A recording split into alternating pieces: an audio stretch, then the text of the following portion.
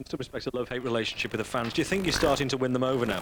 No, I've had no love-hate relationship with the fans. I made a point after one of our home games that I thought it was counterproductive, the fans booing the team and Kevin Campbell. The fans have been brilliant since then, and the fans away from home's been brilliant. So, you know, let's get that right. I've got no love-hate relationship. We just want the fans supporting us so that when teams come to Nottingham Forest, they know that it's a cauldron and that the Forest fans are entirely behind their team. And Reading on a good run at the moment. What do you make of them? They've done very well. I think they've gone 6 games without defeat. And their last 3 home games, they've scored 11 goals. They've got some fine players. There's Ray Houghton, one of my old players, who I hope's now sort of worn out and won't be able to play. But they've done very well, and Terry Bullivant's done extremely well in turning their fortunes round. But nonetheless, confident tonight? I'm always confident. I think we've got a talented team, but if our attitude's not right, we certainly won't be treating Reading with any complacency, because they've beaten teams like Sunderland and Wolves here recently, so we know what they're capable of doing. Thanks a lot, Dave. Cheers. Dave Bassett, who is never short of enthusiasm, and of course the main thing for Nottingham Forest is that they get promoted. Jimmy Quinn, everyone knows that the Nationwide League is such a tough league to play in, especially when you've been used to the Premiership, so presumably he's quite justified in saying, let's get up no matter how we play, and then perhaps we can be a little bit more fancy when we re-establish ourselves in the big time. Yeah, it's interesting to see that some of the fans have been moaning about the way they play, but you've got to look at the 2 forwards they've got in the team, the 2 terrific target men, and the way Dave is, he's using that to the full advantage. You know, the boy Hoydonk's playing for Holland at the moment, and he's got terrific feet as well as his ability in the air. And here's Campbell, who was being booed during that game against Stoke, but he popped up with a win of 5 goals now this season, and he does seem finally to have won over those fickle supporters. I think if you asked any manager in the First Division, they'd certainly swap the strikers they've got for the 2 in Forest team. Kevin Campbell always started the season brightly in his Arsenal days, then seemed to lose his way. Pierre Van Hooijdonk was said to be unsettled, Neil, a few weeks ago, but you can't afford to lose an international class striker, can you? No, you can't, and I think when he went down there with a big reputation, big price tag to save him from relegation, basically, and that didn't happen. So the fans obviously thought he would leave. He'd just come down here to play in the Premier League. So it's taken a while for him to win over the fans as well, but he's buckled down to the job, and he's scoring the goals, and hopefully Forest can get back up. Are you a little surprised that Dean Saunders has been told there is no room for him at the club? I'm not surprised, because Dean came out with a statement during about the 2nd week of the season saying that if he can't play regularly, then he wanted away. Well, no manager can guarantee that you're going to be the first start no matter who you are. He's got 2 other strikers who are putting in the goal, so Harry Bassett said, right, OK, if that's the way you feel, then if we get an offer you can go, so it's not really a surprise. Half an hour to go until kick-off. Now, if you're a regular viewer, you'll know that our roving reporter, Paul Mackenzie, always tracks down a super keen supporter. And today he spent a bit of time with a devoted Reading fan. Thank you, Marcus. I'm in the garden of Mr. David Downs, author of Biscuits and Rolls, A History of Reading FC, and also a collector of weird and wonderful memorabilia. David, talk us through some of your stuff. Well, I've been collecting Reading FC memorabilia for as long as I can remember, and amongst the collection I've got this lovely old shirt from 1908-09 season, worn by Arthur Hallworth, who was a Reading player just after the turn of the century. There's also a nice piece of ceramic ware. That's a mug from last season, much more recent of course, celebrating the club's centenary at Elm Park, the 100th season that they'd played there.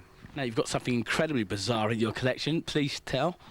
Well, these are a couple of bottles of washing water. They came from the laundry lady's machine, where she washed the shirts that Reading had worn at Wembley on their 2 appearances. One when they won the Simod Cup by beating Luton Town 4-1, and the other one was the Division 1 playoff 3 years ago, when Reading lost, unfortunately, 4-3 to Bolton Wanderers. I tried to get the shirts, but the players kept those, so I did the next best thing and got the water that they'd been washed in. So there's something of every shirt in those bottles. Yikes. Well, you've got something very relevant to tonight's game. This is the match programme from when the 2 teams last met. Do you remember it? I remember the game very well. I was an 8-year-old boy watching that match, September the 16th, 1950, Division 3 South, and the result was Reading 0, Nottingham Forest 2. So I went home very disappointed that day. Well, let's have your thoughts on tonight's game. Oh, a win for Reading. I must say that as a Reading supporter. Reading 2, Nottingham Forest 1. That would do me. Well, listen, thanks for taking the time to share some of this weird and wonderful stuff with us. And with that, back to you, Marcus. Half man, half biscuit. Another superfan snared by Paul Mackenzie. What a bizarre collection. There is Kevin Campbell, who is hoping to ruin every Reading fan's night. 5 goals so far this season, and at last feeling at home in Nottingham. Had such a terrific junior career at Arsenal, never really established himself in North London. Could this be the season when he really makes his mark? And Pierre Van Hooijdonk may have had some reservations about life in Nottingham, but he seems to be knuckling down under Dave Bassett, and he is spearheading Forest Drive towards promotion. We'll have all the team news after the break.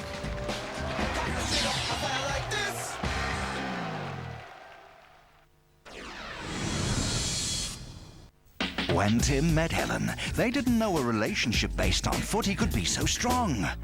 Now, 49 episodes down the line, they're still on the ball and as crazy as ever, following the game every Saturday. Goals, and... With supporting guest stars. I normally watch this in bed. Now bring out the trumpets and blow up the balloons to celebrate their 50th episode of this live and untamed show. Yeah! Don't miss the golden celebrations of Soccer AM in association with Puma, Saturday live on Sky Sports 2. It's going to be mad here next week. Monty Python and I have a very intimate relationship. When John says an for something completely different, I have to admit I tend to get stirrings, longings, you know, that have to be satisfied. Sorry about that. These children might not be yours, John, but they wouldn't be here if it wasn't for you. Now for something completely different. Dennis? Paramount Comedy Channel, Friday night, every night.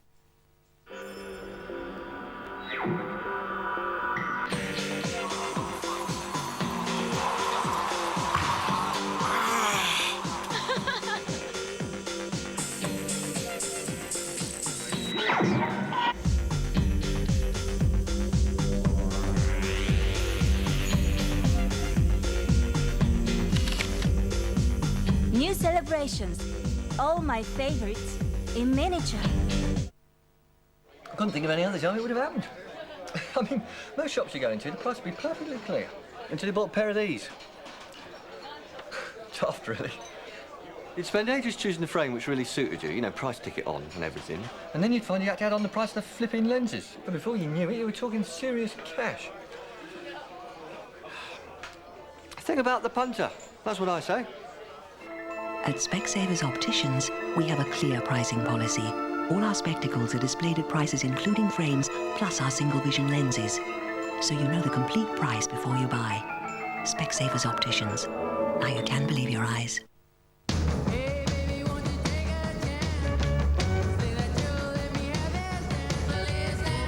Now you've got a good reason to dance and be happy.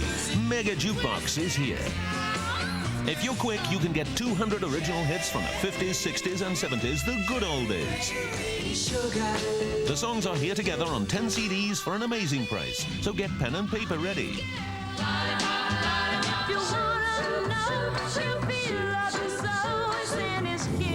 Mega Jukebox, a collection of hit songs that bring back memories at a price that makes you want to dance. Summer in the city, poetry in motion.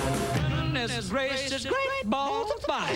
Mega Jukebox can only be purchased from TV Shop, so call and order 200 hits on 10 CDs for an unbeatable price. Call now.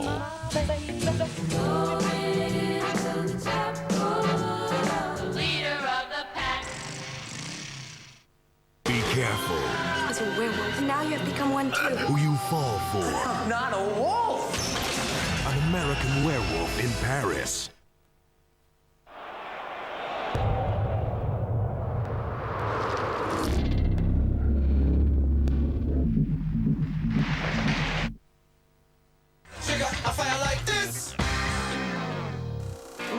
Coming up tomorrow night, Commonwealth bantamweight champion Paul Lloyd defends his title against former British and Commonwealth flyweight champion Francis Ampofo. Saturday, fight night, live from 9:30 on Sky Sports 1.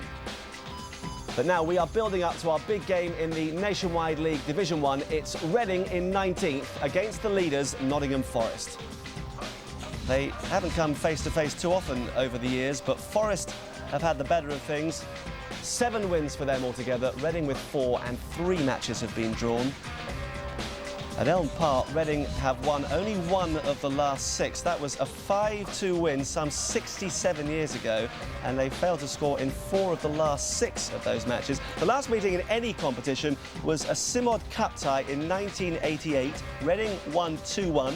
They went on to lift the trophy. A certain Neil Webb scored for Nottingham Forest that night. What do you remember of that match, Neil? I remember obviously getting beat by my hometown club, but scoring a goal was a great feeling for me because I had so many people there watching. but it turned out to be a terrific cut run as far as Reading were concerned. Tonight's odds, Reading 7-4, Nottingham Forest the 5-4 favourites, and the draw, if you fancy that, is 9-4. And who's going to score the first goal? Well, Pierre Van Hooydonk's already managed 10 this season. He's 9-2. And Kevin Campbell at 6-1. James Lambert, who has sparkled in previous live games, 9-1. Darren Caskey, the former Spurs player, at 12-1. And the experienced Ray Houghton is 14-1 to get the first goal tonight. Let's check on all the team news with our reporter, Alan Bentley. Yes, thanks a lot, Marcus. First of all, let me give you the important team news. No Carlos Saba for Reading, while Steve Stone returns for Nottingham Forest. Let's have a look at the sides in detail for you, starting with Reading. And two Australians at 1 and 2 in keeper Steve Mortone, who made his only appearance for West Ham against Forest, and Andy Manal at number 2, known as Skippy. He's also played as an emergency keeper. Linvoy Primus at the back, he followed Terry Bullivant from Barnet. And in midfield, a rare opportunity for the former Spurs player Darren Caskey alongside the evergreen Ray Houghton, who of course, as we heard, played under Dave Bassett at Palace last season. Real problems though up front. Trevor Morley and Steve Lovell still unavailable. As we said, as Sabre out, Morley did at least play for the reserves the other day, so Williams will play up front. Moving across then to Nottingham Forest, Dave Besant, a landmark for him in midweek, his 600th league appearance against West Brom. He looks set to sign on a permanent basis in the near future. Both the fullbacks, Little and Rogers, are ever present. Craig Armstrong, he comes in for Jon Olaf Hjelde. His calf injury has got the better of him again. Ian Wone continues his rehabilitation on the bench. He has started the last two, but as we said, Steve Stone comes in. While up front, the dangerous Van Hooijdonk and Campbell, 11 league goals between them. That's about it from us, Marcus. Back to you. Thanks, Alan. Big boost, of course, for Nottingham Forest to have this man, Steve Stone, back in the side. Neil, he's been so troubled by injuries over the past couple of years. Well, he has. I mean, even as a kid, he broke his leg 3 times, so he's always having to come back. But he's a major part of Forest's team now. And him and Ian Wone, they've both come back from injuries at the same time. They've been having, like, Woney's had 60 minutes, Stoney's had 30 minutes. And tonight, Harry Bassett said, right, you're going to start the games to see how long you go, because with his running power down the right-hand side, he could cause Reading a lot of problems. Jimmy, how long would you expect it take for Steve Stone to get back to the sort of form that he was producing when he was an England player? Well, he'll need 4 or 5 matches to get used to the pace, first of all. But I think tonight, Harry will probably tell him just to give his all for as long as he can. And, you know, if he does run out of steam, he'll take him off and put someone else on. But he's a terrific player. There's a player in the Reading side that we're all looking forward to seeing tonight. That man, James Lambert, didn't leave school until he'd collected his A-levels, sparkled in a live game, I think a couple of years ago, and as a result of that, he trained with Monaco and Blackburn. Jimmy, you must know a fair bit about him. He's a very special player, James, on his day. He's got brilliant quick feet, you know, and when he gets around the box, he looks to score a goal. He plays out on the left sometimes. I wouldn't say he's probably the best crosser of the ball, but he does know where the net is, and he's one of the players that definitely Nottingham Forest should be looking out for tonight. A little bit inconsistent now? That's probably been his problem, you know, but he's been in the team consistent this year, and to be fair to him, he's been one of their best players. Well, another of their best players this season, by all accounts, is Michael Meaker, Welsh international, formerly at Queen's Park Rangers, and he's become a big favourite with the fans.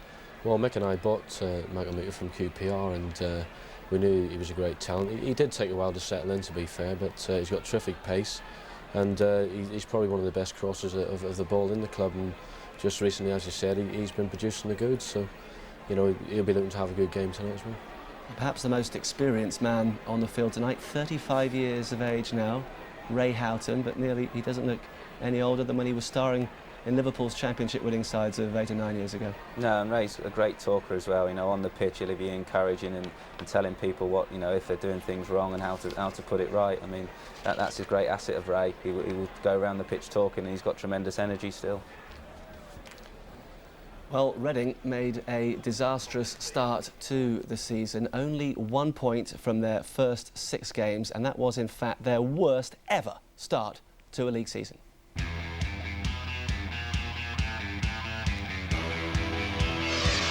Not that anyone expected that following the record signing of Carlos Saba. On the opening day, the Royals were up against Stan Ternant's newly promoted Bury at Gig Lane. Stephen Swales opened the scoring for Reading, but a Gordon Armstrong goal gave the newcomers a share of the points.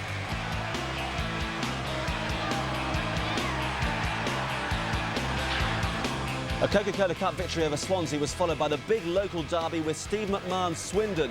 A goal from Chris Hay ensured victory for the visitors. Another tough fixture followed at St Andrews against an unbeaten Birmingham, and a 3-0 defeat was the outcome. Devlin, Bruce and Unlove scoring for the Blues. The poor run continued. High-flying Bradford inflicted another heavy defeat with goals from Jamie Lawrence and 2 from Nigel Pepper. And that sent the Royals to the bottom of Division 1. Another home defeat followed. This time Stuart Houston's QPR took all 3 points after an own goal from Stephen Swales gave them victory. Next up, a trip to the Hawthorns, where West Brom took themselves to the top of the table, courtesy of Andy Hunt's goal.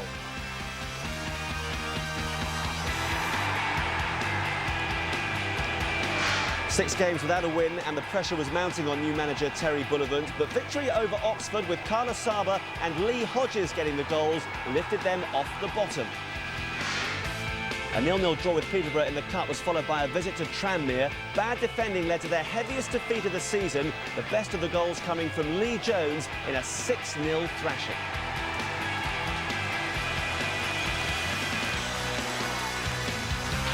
Victory over Peterborough in the Cup signified a change in fortunes, which continued with a win at Terry Fenwick's Portsmouth. Lee Hodges with the opener.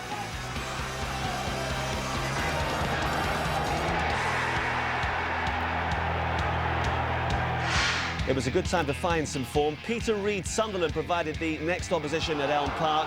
Carla Saba rounded off a fine display with 2 goals.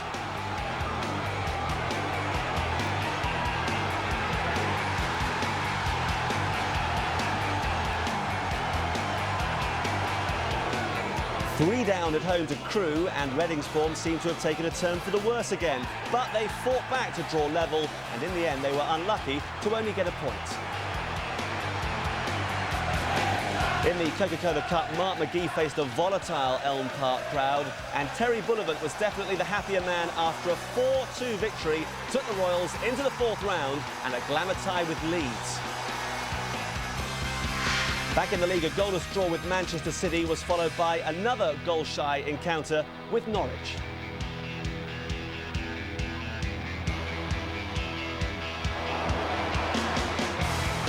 Tonight is the toughest test yet for Terry Bullivant's improving side against a Forest team breaking away at the top of the table. The Reading graph, very worrying indeed early on, down to bottom after 5 games, then up to 17th, a little slip back to 19th, but a win tonight will take them to the relative comfort of 15th place. The number 13 features rather prominently in their story so far, played 13 points and 13 goals scored. Unlucky for some, perhaps. Carla Saba leading the way in their goal-scoring charts, but missing tonight Lee Hodges, once of Barnet and Spurs with 3 goals. Then Martin Williams 3, James Lambert, who we've spoken about, 2, and Steve Swales and Phil Parkinson with 1 apiece. Let's now hear from the Reading manager Terry Bullivant, who's talking to Alan Bentley. Terry, you had that poor start, now a great improvement. What's changed? Nothing really. The attitude's been the same all the way through. It wasn't a lack of effort, it was just circumstances really, but we're getting players fit now. Unfortunately, Carl Assaber's not playing tonight, which is a blow because he's been playing very well, but our squad's getting stronger every week now. Trevor Morley's nearly fit, Archie Lovell's nearly fit, so you know, things are getting better. Hopefully soon embarrassment to Riches up front? Well, hopefully that'd be nice, yeah, but tonight, as I say, we're a little bit light, but Martin Williams has been doing terrific up front, so hopefully he can carry on doing that. You're on this good run. Do you feel this is your biggest test so far? Yeah, without a doubt, they're a very good side. Just looking at the team sheet they've just brought in, there's not a bad player in this side. The substitutes are good players as well. But down here, anything can happen. It's a good atmosphere at Elm Park, so we're looking forward to it. And how are you enjoying life at Reading? It's a smashing club, yeah, it's a good club. Enjoy working with the players, the fans are good. It's a good working relationship with everyone, really. The office people are good, so far all right. And you've got a pretty experienced team around you as well, haven't you? Yeah, I've got Alan Harris, who, as we all know, has been at Barcelona. I've got Ray Houghton, who not only is coaching but playing very well. And I've also got Alan Pardew, who I think in time will be a manager himself. So looking forward to tonight. Can you win? Why not? Cheers. Thanks very much. Thank you. Top button's already undone. He's obviously expecting a pretty tough 90 minutes this evening. My guests are Neil Webb and Jimmy Quinn, who was the joint player manager at Reading last season. You had a very good home record last year. Is Elm Park a hard ground to visit? It certainly is. We beat a lot of the top teams there last year. I think we're the only team to beat Bolton from before Christmas. So that tells a story. I think the lads will be up for it tonight. It's not the best of surrounds, particularly for teams like Nottingham Forest to come to. So, you know, if they're not on the metal tonight, they'll be in for a shock. But as we've seen, Neil, from these statistics, they don't mind going to difficult places, and perhaps this rather uncompromising style of football will work to their advantage, particularly at a place like Reading. Yeah, it is. I mean, they're obviously moving stadiums, Reading, because when you walk in the away dressing room, it's still the same one that I swept when I was 16, and very basic down there. But like David Bassett's got them going now, and they are scraping out wins, which they need to do away from home at places like Reading. All right, Neil, who is going to win tonight?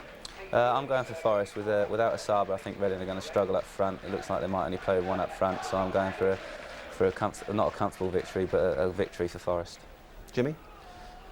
Like Neil, it'll be hard to see where Reading are going to get the goals from because Carl's not playing, but in saying that, I think the rest of the lads will be up for it. I'll go for a draw. OK, let's see what happens. Our commentators, as always, at Elm Park are Alan Brazil and Rob Hawthorne. And as we saw them do against Huddersfield, Nottingham Forest continue to set the pace and stay ahead of the pack by getting results when not necessarily playing well.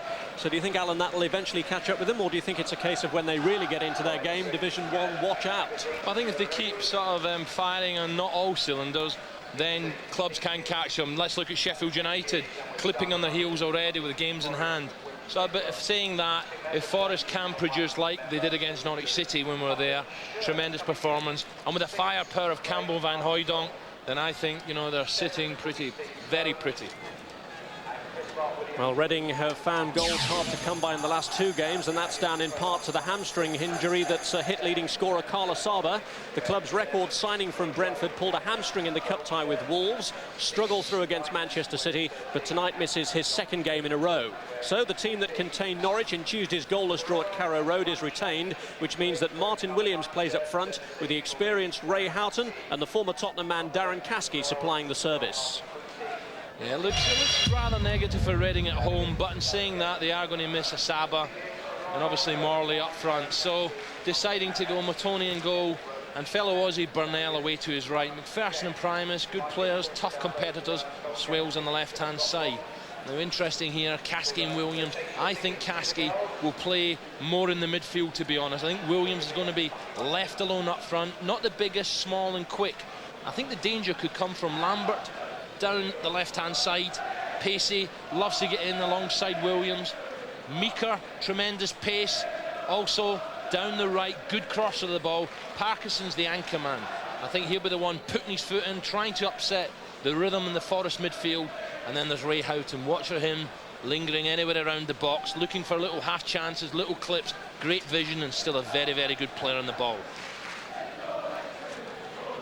Nottingham Forest make two changes from the side that beat West Bromwich Albion in midweek.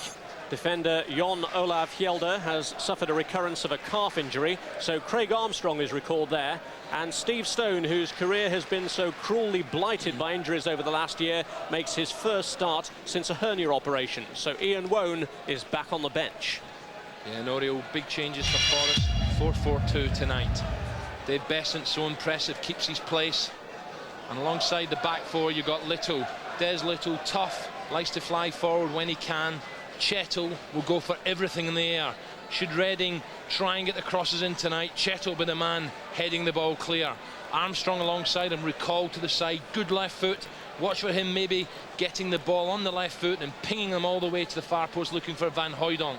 Rogers has impressed me. Every time I see him, he impresses me more and more. Fiery, very, very pacey up the left-hand side. And then the strength, or one of the strengths on this Forest side, the midfield. Great to see Stone back. Watch Stoney bombing down the right, trying to get some firepower into Van Hooijdonk and Campbell. Cooper adding a bit of toughness and steel in the midfield. I think maybe he's a better centre-half, but has impressed in this position. Just tries to sit in front of the back four, gets the knockdowns. whereas he allows Scott Gemmell to get the ball. Gemmell's now beginning to play very well for Forest, bringing the ball forward, loves to be on the ball, little 1-2s, and I think there's a touch of quality alongside him in Bart Williams. When he's in possession, very elegant, very silky. Up front, Campbell, at long last, maybe shutting up the doubters and the Forest fans who were giving them stick, now producing goals. And then Van Hooydonk, what do we know? He comes here in his own tonight. Let's hope there's not another upset with Dave Bassett. But in saying that, when he's on his game, Van Hooydonk is a real threat, especially at this level. Well, every team coming to this venue now knows that unless cup draws pair them with Reading, it will be their last visit to Elm Park. When you think of how close Reading were to reaching the Premiership some 3 seasons back, when they finished second in the table and then lost the playoff final to Bolton, you can understand just why their chairman John Medeski would have been almost embarrassed to stage top-flight football here. But they are to move next season to a stadium that they hope will be better equipped, and equipped to serve them in the Premiership should they get there. They're certainly setting their heights to that sort of ambition, despite the ropey start that they had to this campaign. It's a lovely night for football, real chill in the air. Players will enjoy this. Again, you know, it's not a night to stand about, Rob, is it? And I just wonder, let's hope the midfield players don't cancel each other out. 5 in midfield for Reading, tough tackling, try to get the foot in, but can they support Williams up front? Martin Williams, it's a lone battle up there. And what will Forest do against one? Will they push people forward? Will the fullbacks be told to fly forward? Intriguing contest tonight. Well, these Reading supporters would have been mightily concerned when their team suffered a hammering at Tranmere, but both they and Forest are now on decent runs of form. Reading now unbeaten in 7 games in all competitions, and it's the sort of run that they're hoping can lift them from the lower reaches of the table, where somehow they've managed to stick despite their run of undefeated games. Keith McPherson, the captain, hoping to inspire them to victory tonight, prepares to lead out his team. Colin Cooper and Steve Chettle just walking through the narrow walkway for Nottingham Forest. But it's a big game for both teams. Reading have got themselves back on the rails after that 6-0 defeat at Tranmere earlier in the season, but the last time Dave Bassett brought his Crystal Palace team here, they hammered 6 past Reading. So it could be a nervy night for the Royals. Reading against Nottingham Forest. Your big match action after the break.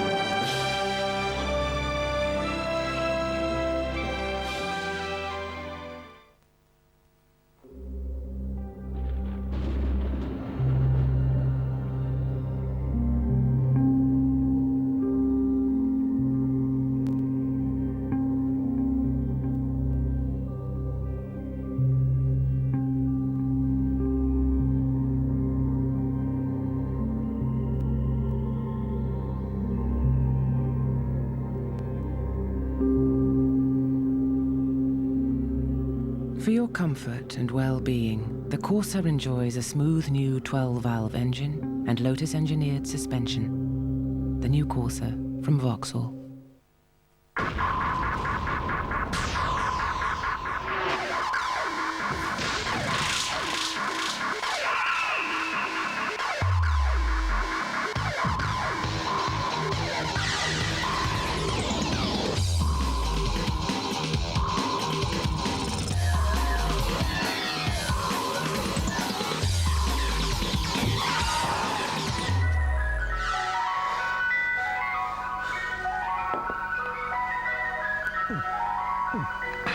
Do you want a flake in that, love? Ta.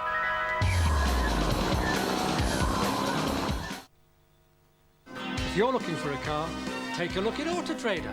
It's the biggest car showroom in Britain. A picture's better by far in Auto Trader.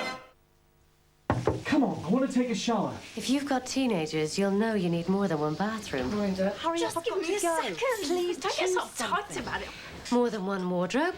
And more than one phone line, particularly now there's the internet. Second, I'm sorry. Carry on. Which is why BT are offering to install a second phone line at half price.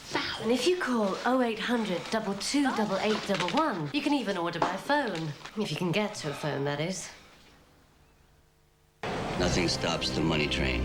Every day, 2 cops watch the money train pass them by. 3-4 million at least. You know what we can do with that kind of money?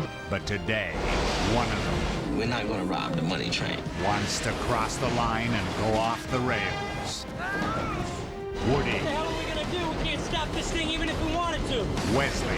Go faster. Money Train, one of Sky's mega movies, premieres Saturday at 10 on the Movie Channel.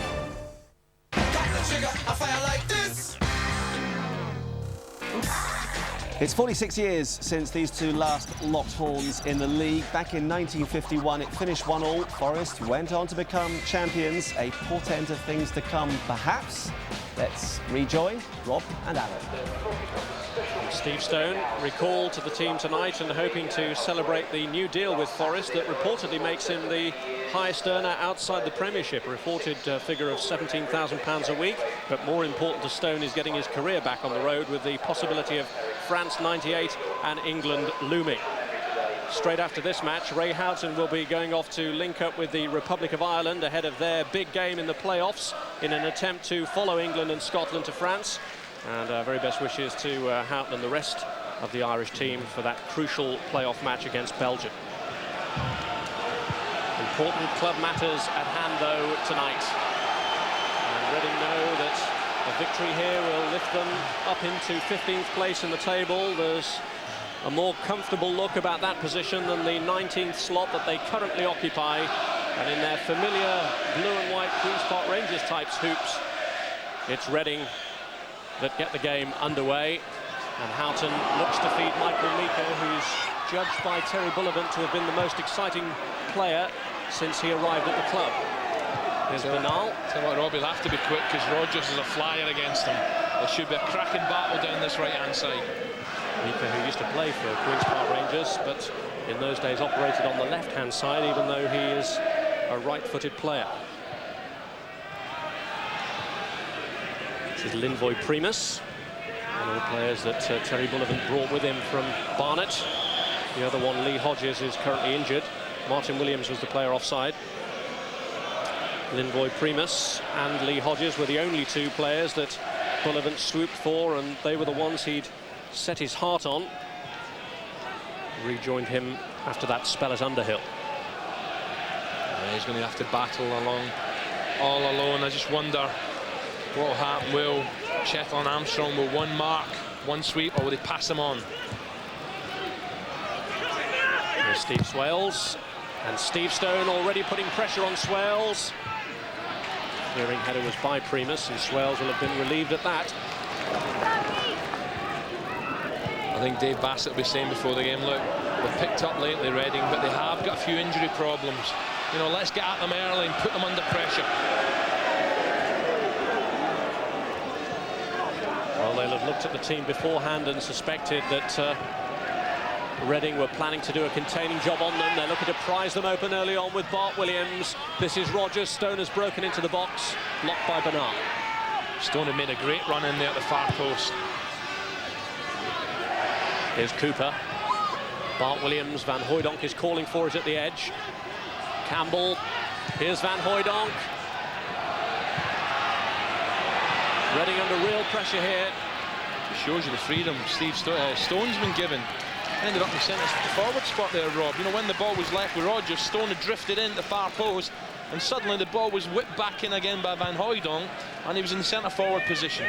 And Steve Swales has been given plenty of early warning that he may just be back, but Stone is already very much on his game. Cracking atmosphere here, good crowd at Elm Park. Let's have a few goals.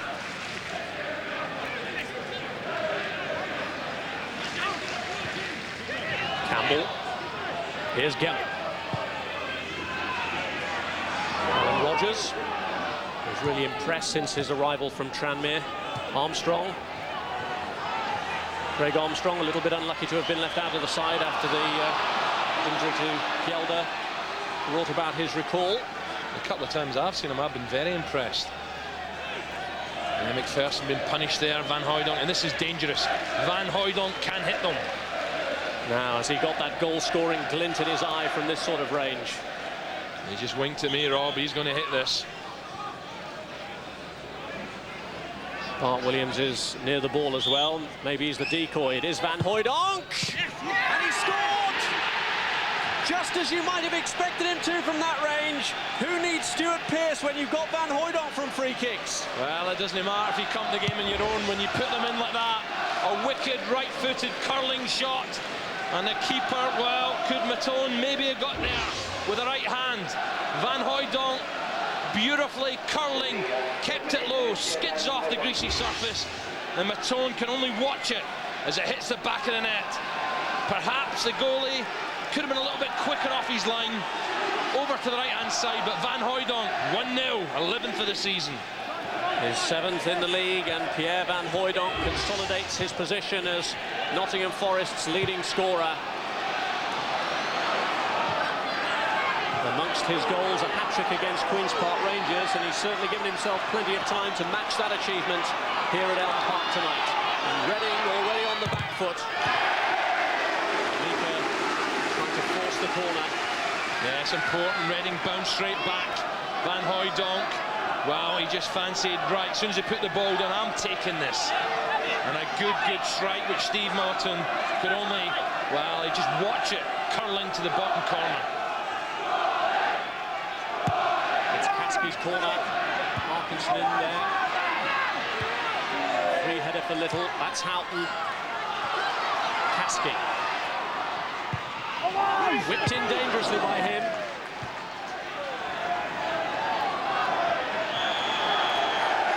Foul by Stone on Parkinson.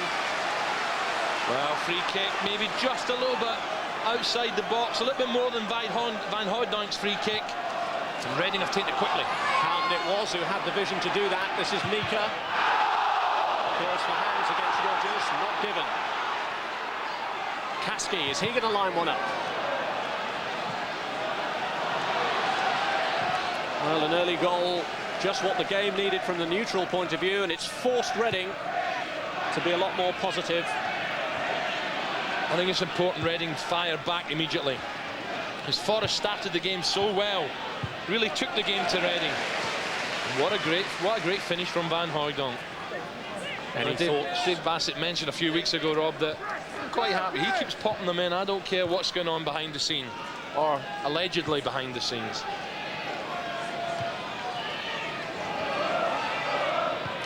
Gemmell, and he's looking to free Stone, and again Swales is having to backpedal furiously. Cleared by McPherson. Now Mika. Reading getting plenty of encouragement, but not much joy at the moment. Cooper.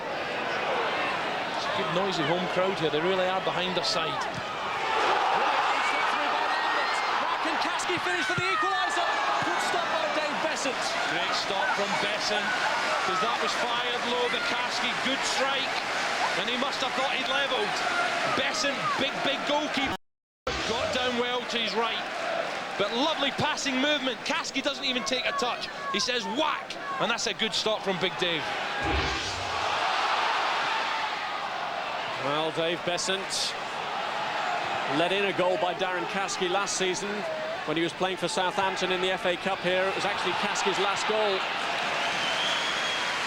Oh, Morton has spilled the back pass, and that's gone for a corner, and that just shows the edge that Reading are now feeling. I don't know if it was my eyes deceiving me, but I think that was Ray Houghton getting back there to defend, because Stone was on his bike again. And Ray Houghton fired after him, got there first, back to Matone. Matone a little bit nervy after that Van Hooijdonk strike. Still facing more pressure. Here's Gemmell. Stone. Forest piling 6 bodies into the box. Someone withdrawn for the throw. Stone looks really lively, doesn't he, down the right-hand side? Every possible chance he's firing down the right-hand side, and Swales has got a proper, real handful in his hands tonight. Bart Williams trying to work it through for Stone. They've gone for the goal kick, came off Stone last. But really, they've been used to having great free kick takers with Pearson. This man really has filled his boots. Well, they can whack them, Rob. You know, you can hit them from 35 yards, but this is a touch of class. Just clips it round the wall. You can see the wall. Look at the wall. The wall is not together, but still, he gets bend on this. Look at this. I felt, I don't want to be on, you know, the goalkeepers I'm always on the go at, but, well, let's say it was a lovely curling shot. Give Matone the benefit. Campbell lining it up for Gemmell. Here's Houghton. Caskey. Caskey was given no room to settle on the ball then by Steve Stone, who really is looking hungry, given his opportunity back in the starting lineup tonight. Williams. Houghton. His experience will be very much called upon now. Lambert. Swales is bombing forward to try and support him, but he's looking more positive. Good collection from Besson and a good throw to Bart Williams. Goalkeepers can't hold on to it for too long these days, and that was great vision from Besson to pick out Bart Williams. He's looking to use some vision of his own, and he's picked out Van Hooijdonk brilliantly. It's a very confident Forest side here, Rob. Really are buzzing the ball, zipping it about.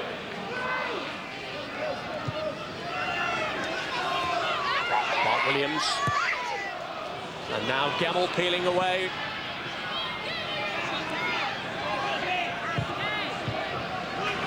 Headed clear only as far as Cooper. Van Hooijdonk, Stone. Nice touch, just let them down there, Stone, but good first time passing again from Forest. It was old-style Forest around the edge of the box until it ran loose from Stone. Bart Williams. Good challenge from McPherson. Parkinson.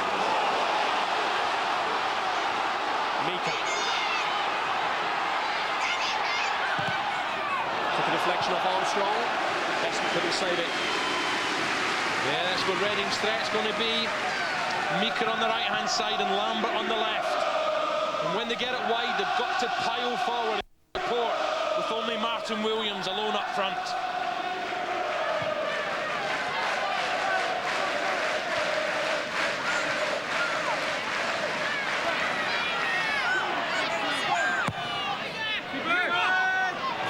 Stand in front of Dave Besson, but he's a giant of a figure, and they do lack a bit of height, Reading. Yeah, they do. It's got to be whipped in with a bit of pace, I feel, or Besson's going to come all night and gather them. Bernal. Here's Mika.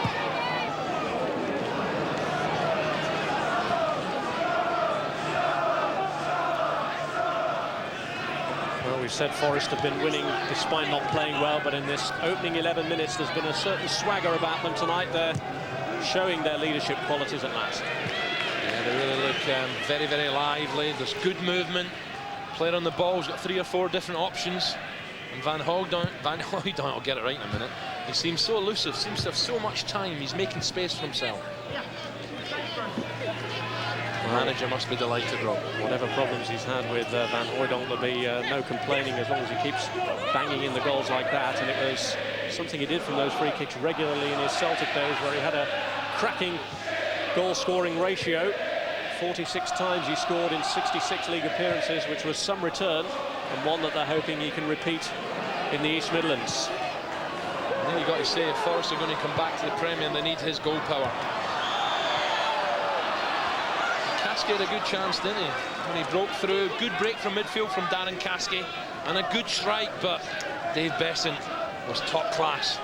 And Darren Caskey wearing tonight what one of Van Hooijdonk's old colleagues used to model, Paolo Di Canio style white boots. Won't miss him tonight, will we?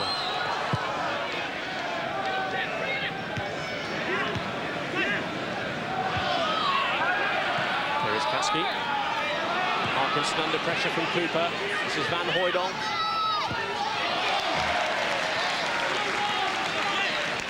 Swales first to the ball. Swales a few moments ago burst up the left-hand side. He looks, he's got pace, but he's going to need it tonight against Little and Stone.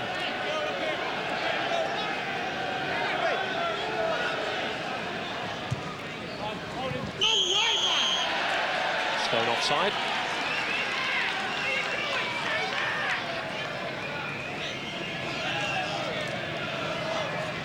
9 England caps Steve Stone has got, and really the injuries that have affected him, starting with that ruptured knee tendon, came at a really bad time in terms of his career.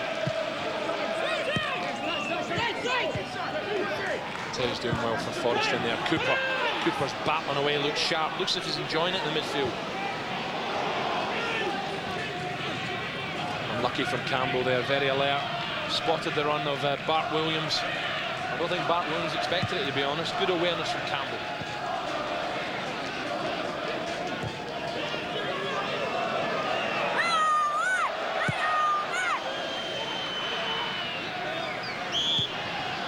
And Boydon just tussling with Lynboy Primus. I think that's the problem the two centre-backs are going to have for Reading. Primus and McPherson.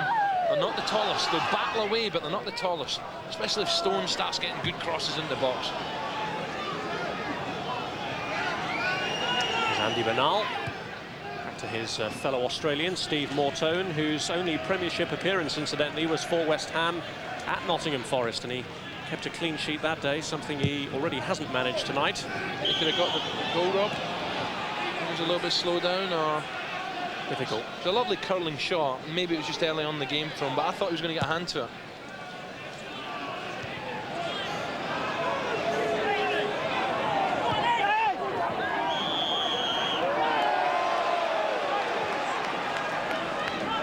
Here's Parkinson. Armstrong. Campbell up ahead of McPherson. Van Hooydonk returning it to his strike partner, who's weighed in himself already with 5 goals this season. Yeah, you can see the relationship, the understanding development between the two of them. And that really is why it seems Dean Saunders has suddenly become surplus to requirements. Forest have indicated this week that they would be prepared to listen to offers for him. I don't blame Dean either, you know, at Dean's stage of his career, he really wants to be playing football, not sitting on the bench. Still a good player. Parkinson.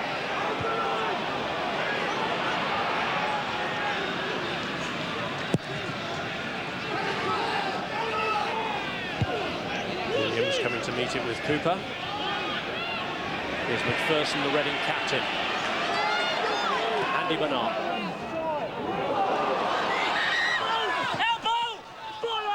Came off Mika. Rodgers just try to get in front of him there. Good tactical battle between these two, try to outthink each other. Rodgers so fast, but so is Mika, and can't cross the ball.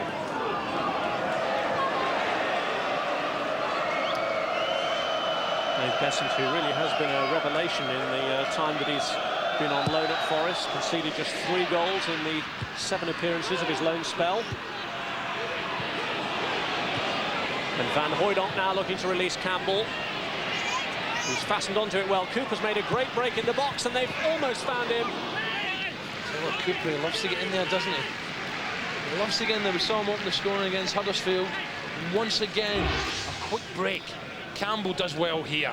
He spots the run. Good play from Campbell. Whipped in by Bart Williams, and Cooper only had to really connect with that. In more danger for Reading. Goal he scored against Huddersfield, the only one that he's managed so far this season, but got himself something of a reputation as a late goal specialist in the Premiership last year. Vital equalisers when Forest needed them. And now Bart Williams has released Campbell, and Mortone came and got involved in a tangle with his own colleague Primus. Tell you what, Primus done remarkably well there. I'm not sure he knew his goalkeeper was coming there, but kept his eye on the ball there, Primus. Here's Kasky. Tried to slip it in behind Rodgers. So well, that was normally a great ball, but Rodgers is so quick. Kasky. Parkinson. This is Bernal. Armstrong.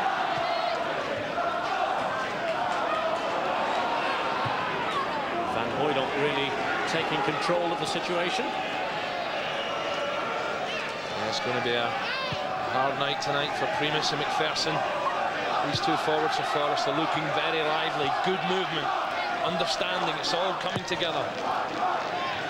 10-year age gap between the two central defenders. McPherson has been around a while now, 34 years of age. Primus, promising youngster, just 24.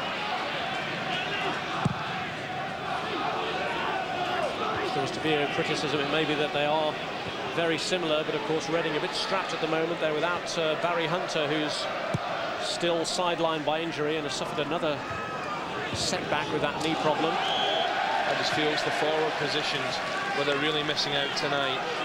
You know, Noah Saba, who's now struck a rich vein of form, and Morley, good goal scorer at any level. And now Williams has to play along, all on his own up front. He'll give it a go though, 100%. Martin Williams, strong, quick. Williams regarded as a good foil for Saba, but he knows as well as anyone that his place will come under threat when Morley returns. And that may not be too far away. He's already been back in reserve team action, Trevor Morley. Lambert.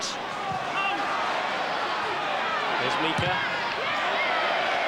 It's very tight out there, isn't it? And Rogers keeping a close eye on Mika. Mika, he doesn't waste time. When he's got a chance to cross half a yard, he will. But Rogers sticking to him so tight. They're a very willing team, Reading.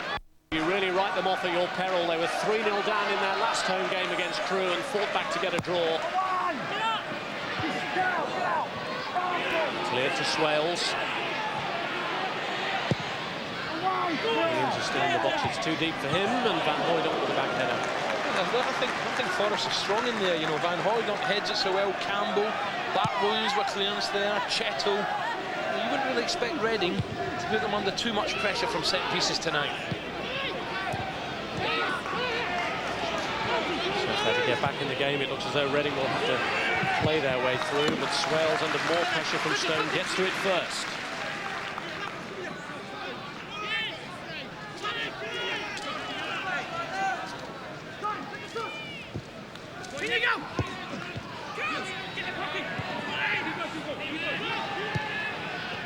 Bart Williams trying the quick layoff and finally got it through Van Hooydonk. Bart Williams is there! Oh, Bernal hit it against him and was relieved to see it loop wide. Well, there's no danger of the keeper getting that because Bernal, I think, it was his right foot who tries to clear it for a corner. And I think there's cannons off Bart Williams, as you said, Rob, just there.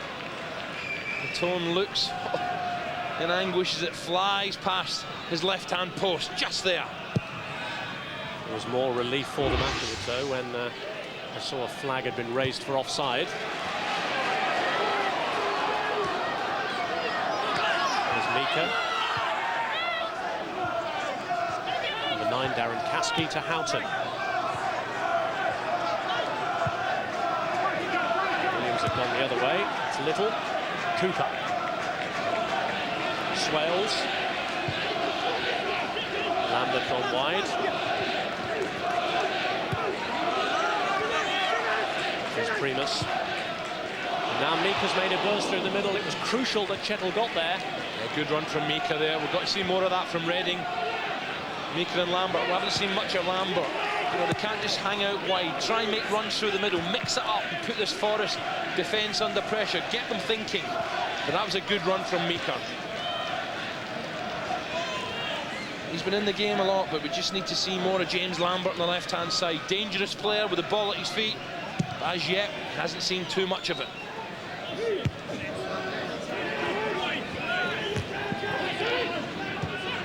Hawkinson. Here's Ray Houghton. And now Lambert with his opportunity to get into the game. He's behind Williams. Fair to Reading, though, when they get it wide, they are getting plenty of striped jerseys in the box and support. Stone. He just spread it to Bart Williams. Rogers wide of him.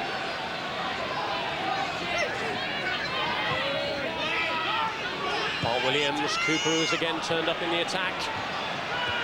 Yeah, just thinking a little bit about the shot there before he got the ball under control. Little. Parkinson, the player they'll rely on to break up most of Forest's good play. And there's so many of them coming out, and that's the problem for Parkinson. Loose play from Mika, and it's a Forest throw. Bart Williams is getting through a lot of work as well. He's getting back to help Rogers against the threat of Meeker.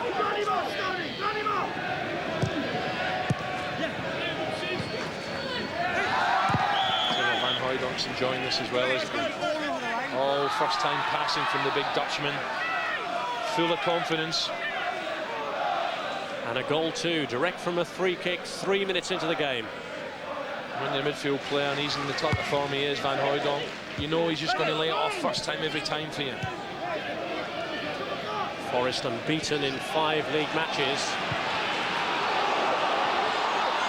Could lead the table by 7 points if they win here tonight. Rogers putting his goalkeeper under pressure. There's a couple of Reading players here really don't realise how quick this fella Alan Rogers is. They're expecting a lot from Meeker. They've got to appreciate this fella can run. Maybe Meeker, it's best to get the ball to feet, mix it up, then put one in over the back.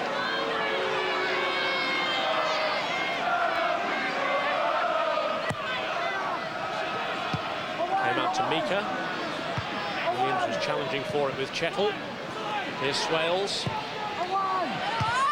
Cleared by Des Little.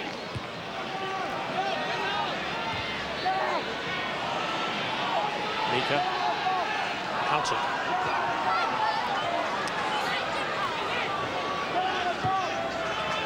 There's Parkinson.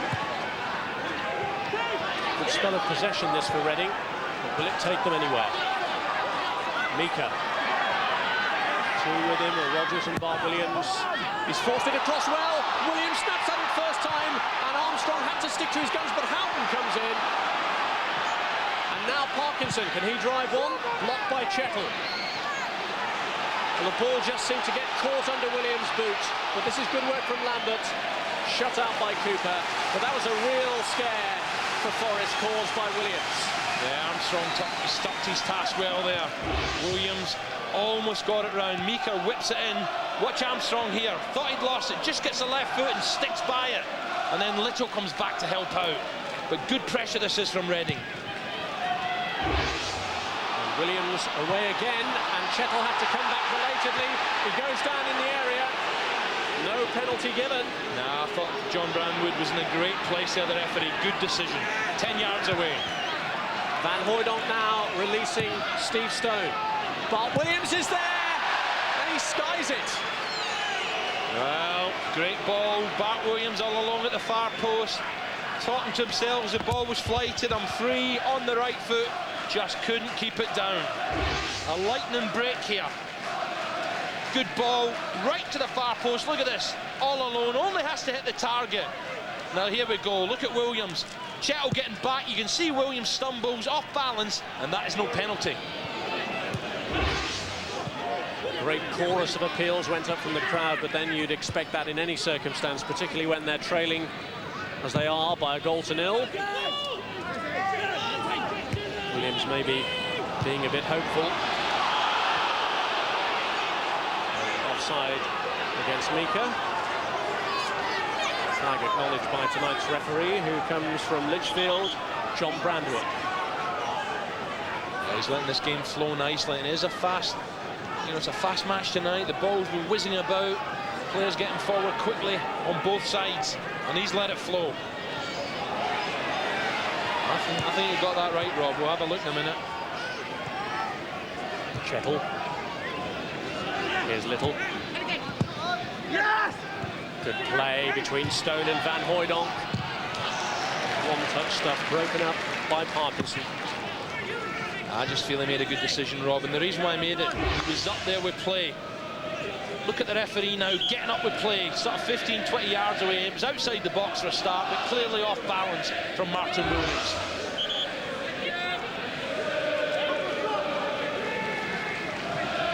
Reading will take anything that's coming their way at the moment, but the referee wasn't to be hoodwinked then. I have to say, I think Reading are battling away well here, Rob.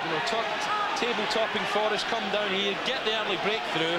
But Reading are not letting them settle, they're getting at it. And they are putting them under a bit of pressure.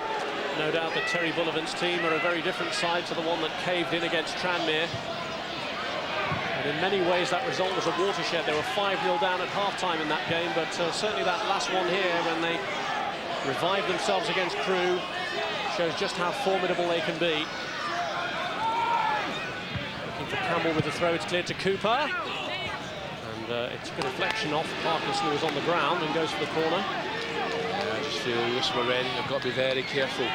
Forrest are strong in the air. Chettle making his way to the edge of the box. Van Hooijdonk and Cooper. It's Bart Williams' corner, but it's beyond everybody. Little. Colin Cooper. Campbell.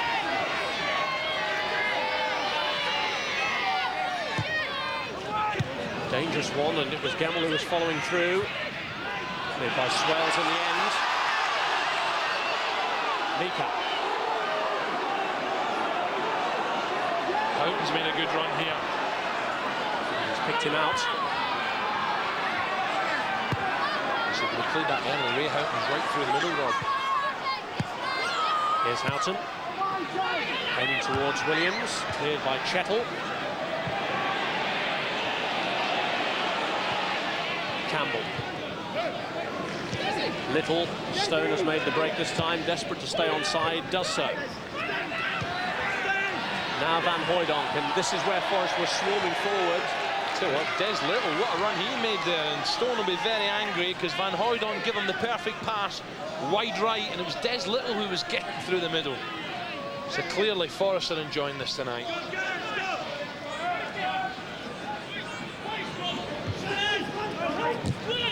Here's Houghton, who was part of Dave Bassett's Crystal Palace team that won 6-1 here last season. Houghton didn't actually score in that game, but he scored in the next one, which they also won 6-1 against Southend. Mika. Bassett claiming a foul against Armstrong. Armstrong's got good body strength. Quick to spot the danger there. Mika. Houghton, too short. Caspi, Chettle in the way. Yeah, he loves that one, Houghton. He loves just to give and go. When it works, it's great, but sometimes you can be caught in the counter. 3 Forest players up, including Van Hooijdonk. Looking for Campbell. And it was straight at the goalkeeper. Van Hooijdonk quickly to peel wide there. Good delivery in the box. And Campbell bursting through the middle, gets between the two centre-halves here with a little dummy. Great delivery, and this time good stop from Moton.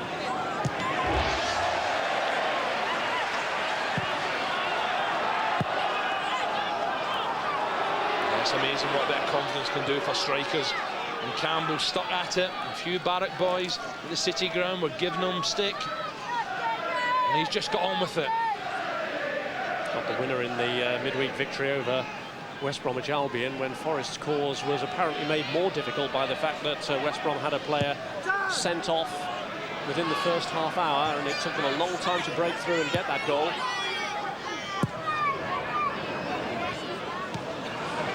Campbell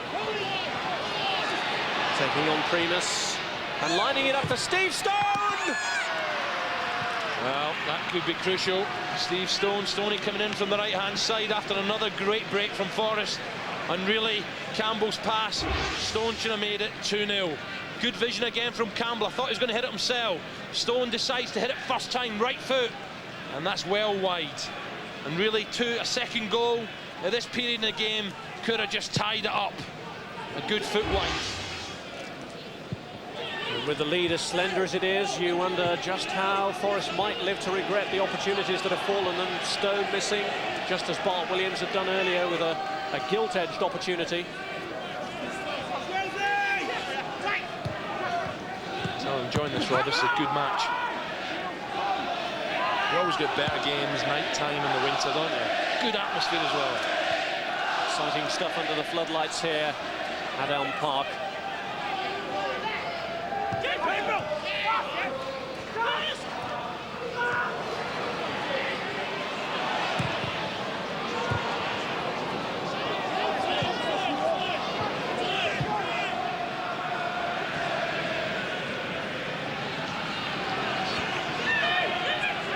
Talking about atmosphere, there's been a lot of talk about whether terraces should be reintroduced, and I wonder if the standing fans behind Besson's goal are adding to the great atmosphere that we do have here at Elm Park tonight. So topic of hot debate in football at the moment. I think the winter time especially, they do like to stand, they get a bit close and stamp your feet. But in saying that, and I don't mind a return with the Terracins as long as it's safer than what it was a few years ago.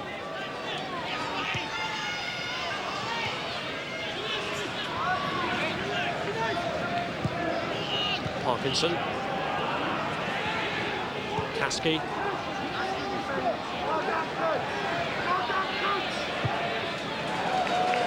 Here's Bernard. Houghton. Foul by Armstrong. Yeah, it's a good battle between these two, isn't it? Both strong players, Armstrong against Williams. And Williams is making it tough. He's on his own, but he's still making it tough for the Forest two centre-halves. Parkinson, and it's just in front of Lambert. Do you know, Reading's two wide players, when they come inside, when they drift away from the wing, I think they look dangerous. And Lambert coming in from the left-hand side almost gets a touch to this. In a great position, Rodgers plays him on. Good movement from Reading now, they're beginning to mix it up.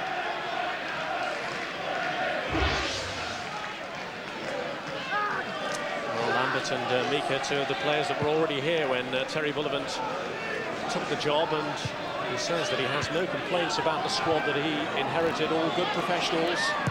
He's only made minor modifications, of course, with the introduction of the two former Barnet men and the record signing of Asaba. Problem is, Rob, how much strength has he got in depth when the injury situation occurs?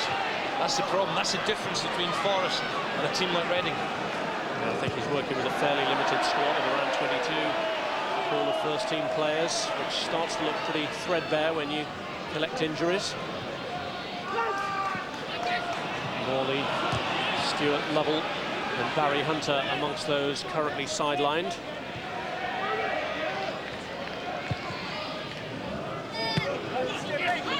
Gemmell, Mark Williams, and now Campbell. And Hoydonk is at the far post. Campbell wants to do it on his own. Blocked, comes back to him, and I think he was a little surprised by that, as well as being on the ground. Well, good improvisation there. He's got patience on when he wants to. Campbell, good body strength. Suddenly he says, right, get the right foot away, but watch this, it comes back to him. Tries to get the head on it. And I tell you what, if it had made contact, that could have gone in. Good reactions from him.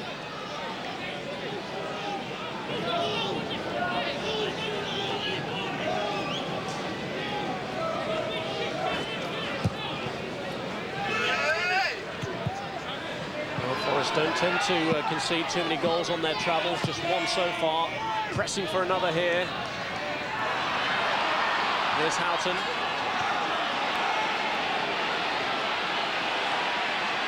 Reading here trying to do what Gareth Taylor did to Forest, who scored the winning goal in the match against Sheffield United, and that's the only goal that Forest have actually conceded away from home in the league this season. Van Hooijdonk, great link up, the flag stays down, Campbell is onside with Stone in support, and Steve Stone marks his goal. Oh no! It was lined up for a goal!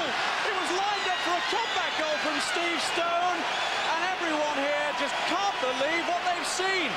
Wow, I was just about to say, well done, Kevin Campbell.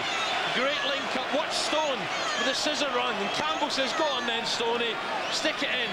8 yards out, oh dear. Why, aye man, he'll be very, very disappointed with this one. Oh, he could even have taken a touch. It's easy to say for me, but goodness me, you won't get any better chances than that, and Steve Stone knows it. Too casual, was he? No, he just said, get in, and took his eye off the ball. Wow. Great play though from Van Hooijdonk and Campbell. And Campbell especially, great awareness. He could easily have tucked it away past the keeper. Well, great endeavour from Stone getting in there to get up alongside Campbell, but that was a horror story. Well, if Forest keep winning, then Dave Bassett will surely be a contender for Manager of the Month, but Steve Stone there, I think, has made himself a contender for Miss of the Month and possibly Miss of the Season. Well, Reading inside the last 10 minutes, if they were to get one now, Forest have had the chances. We've said it before and we'll say it again, on such things, matches can turn. Mika. Well, there are real danger signs there. A good collection again from the big goalkeeper. And the home fans are a bit over the top with their calls there to Steve Stone. He'll make them pay. He's a good player. Stone, I'm sure, will blame rustiness after his little layoff. A couple of substitute appearances before his recall to the starting lineup tonight. Now, a reminder of action coming up this weekend for you. Queen's Park Rangers against Manchester City, Sunday at noon on Sky Sports 2, followed by Premiership action from Highbury, Arsenal against Aston Villa, Sunday at 3 o'clock on Sky Sports 1. Reading lifted by Stone's miss, pressing with Andy Bernal. A little flick-back header from Ray Houghton. Yeah, I think the linesman flag was up as well. Williams in an offside position. But Houghton's making some great forward runs, you know, Ray Houghton. Stone will be more desperate than ever to score now after what's just materialised. You know what, the home fans are giving the EO. That's out of order. He was so desperate to get alongside Campbell to get in the score sheet. I think Dave Bassett after him and said, hey, you forget about that, son. You done well to get up there. There are more chances like that, and you put them away in your sleep.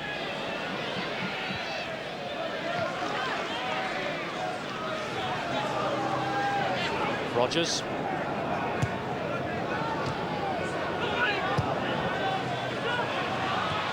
Campbell.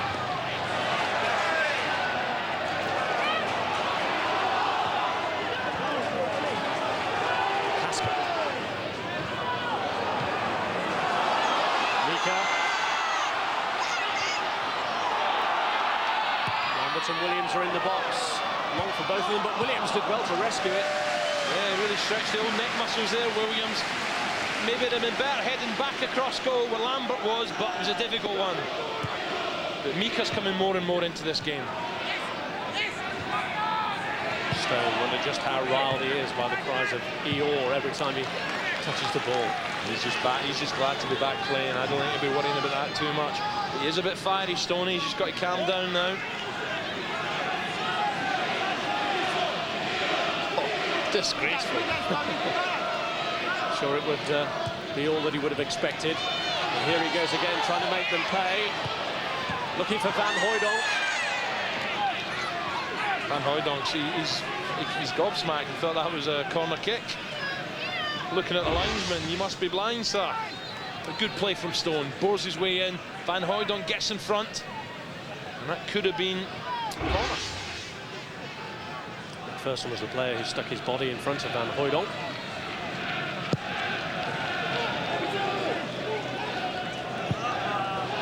Check it. There's Little. That's Campbell. Great support for the front players from this Forest midfield.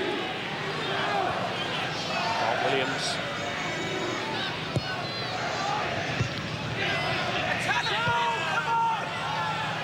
Bart Williams still pressuring Bernal, and he couldn't afford to mess around. He was looking at his goalkeeper longingly.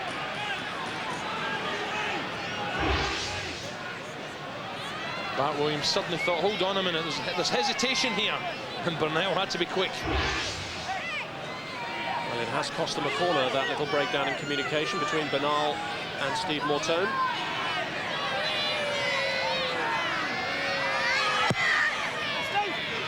It was a real tricky in-swinger from Bart Williams. The goalkeeper won't be happy with that collection there, just dropping it. And normally if Van Hooijdonk or Campbell's about, it could have been in the net. Bad time to lose a goal just before half-time. Rodgers. That pass gave Rodgers an opportunity that he sensed. Bernal. Mika. Armstrong moving out to cover. Good play from Mika there. He spotted Armstrong coming across. The ball should have been better because Rodgers was out of position. Houghton.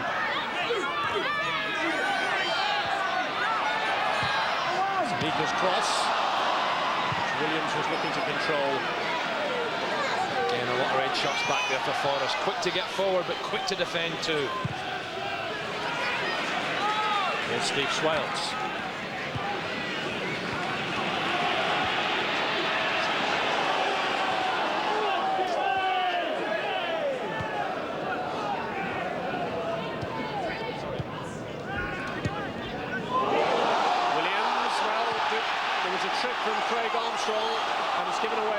in a dangerous area and also looks like being the first yellow card of the game. Well, the referee quickly looked at his linesman there. I think the referee felt there was an offside flag coming up. But Williams is strong, uses his body strength, and Armstrong clips the back of his heels. Let's have a look here. There's good vision here from Houghton, and maybe just, it's very, very marginal. May have just been level, may have slightly been off. But Armstrong is going to find himself in the referee's book. Well, that's what Houghton's all about, isn't it? Good vision. Yellow card then for Armstrong, first of the game. And now who is the Van Hooijdonk of the Reading team? Well, I really fancy Houghton to try one here. Kasky can't hit them, but Houghton might fancy Besant's left-hand post. It's Kasky who tries and lifts it into the crowd behind Besant's goal. Send white boots. So I think when players wear funny coloured boots, you know, they're asking for a bit of stick. Kasky, well, he can strike them. I thought if it was going to be a curler, Rob, it would have been Houghton. Houghton instead opted to try and disturb the wall. He's saying he wouldn't gaze at his Glasgow accent. How's he playing for Ireland? Look at that. He loves a runner, Ray Houghton. You give him a run as a forward player, he'll thread it through.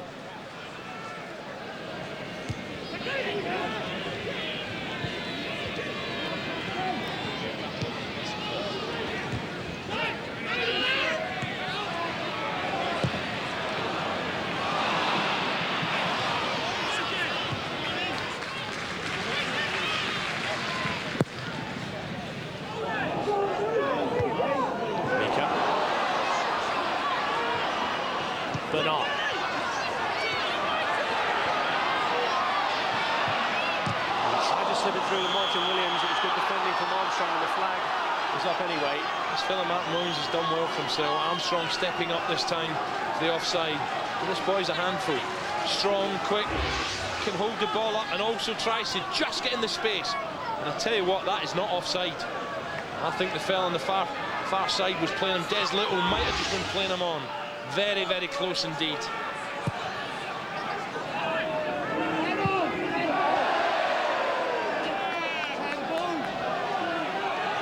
It's a good battling display from Reading. I think they realise they might be a wee bit fortunate to still be in this. The chances Forest have had, but at one you've always got a chance. The foot of Phil Parkinson very high on Gemmell.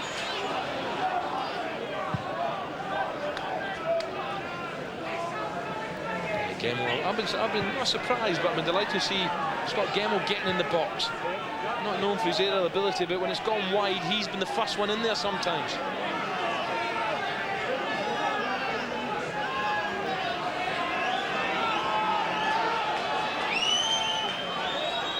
Armstrong's free kick. And Hooijdonk inevitably the target, but Primus did well to stick himself in the way.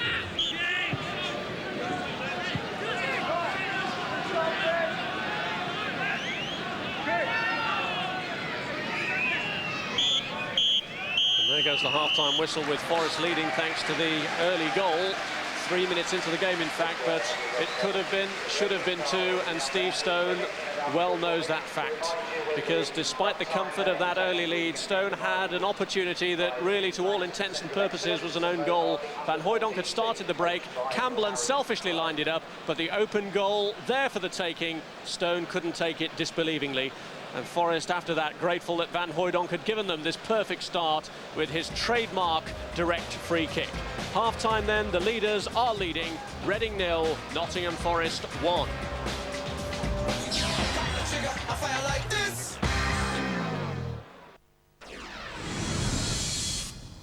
November, it's like this. Bigger, better, twice as hard. In rugby union, England face 3 superpowers. Golf's elite play for titles and country. Velocity, verified. Down under, the Australia v New Zealand series. At home, 3 league tests, Great Britain v Australia. Cup action from England and Scotland. And Hoddle's Glory Boys play Cameroon. Everybody be impressed. November on Sky Sports. Tonight, we unveil a monumental new work, a towering testament to human choice, taking as its inspiration the Escort. The 4-door saloon, the 5-door hatchback, the estate, the 1.6 or the 1.8, an entirely new way to buy a car. Impossibly diverse, yet brilliantly one price, one single price. Truly the art of simplicity. For more information, call 0345 311 113.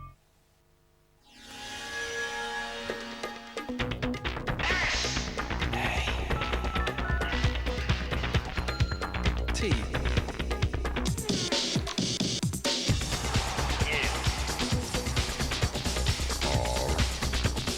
Can you pack as much life into your Saturday as we pack into the 9 sections of Britain's biggest-selling quality daily?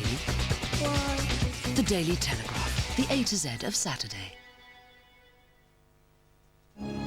Goldfish. Excuse me.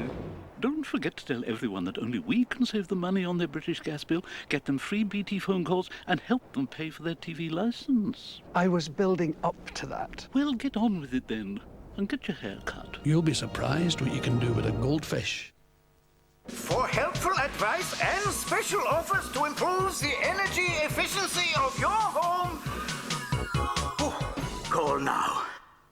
I want to move banks, but I don't want to spend forever waiting for my new checkbook, card and PIN number to turn up.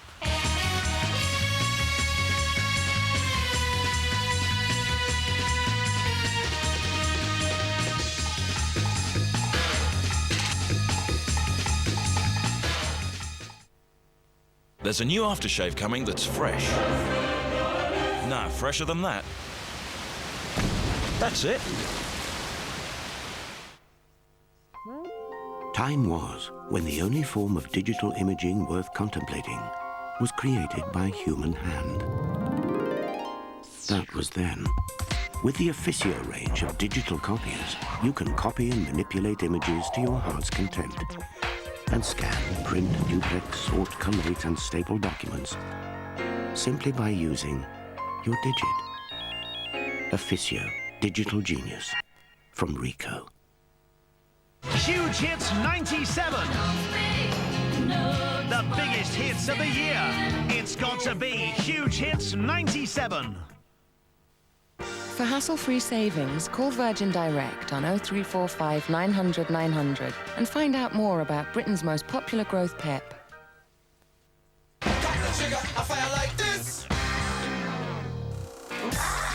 Great doubleheader of live rugby union coming up on Saturday from 2 o'clock. First up, it's off to Welford Road for the clash between Leicester and Bath. And then at 4, it's off to Cape Town, South Africa for the Currie Cup final between Western Province and Free State. So that's live rugby union from 2 o'clock tomorrow on Sky Sports 2.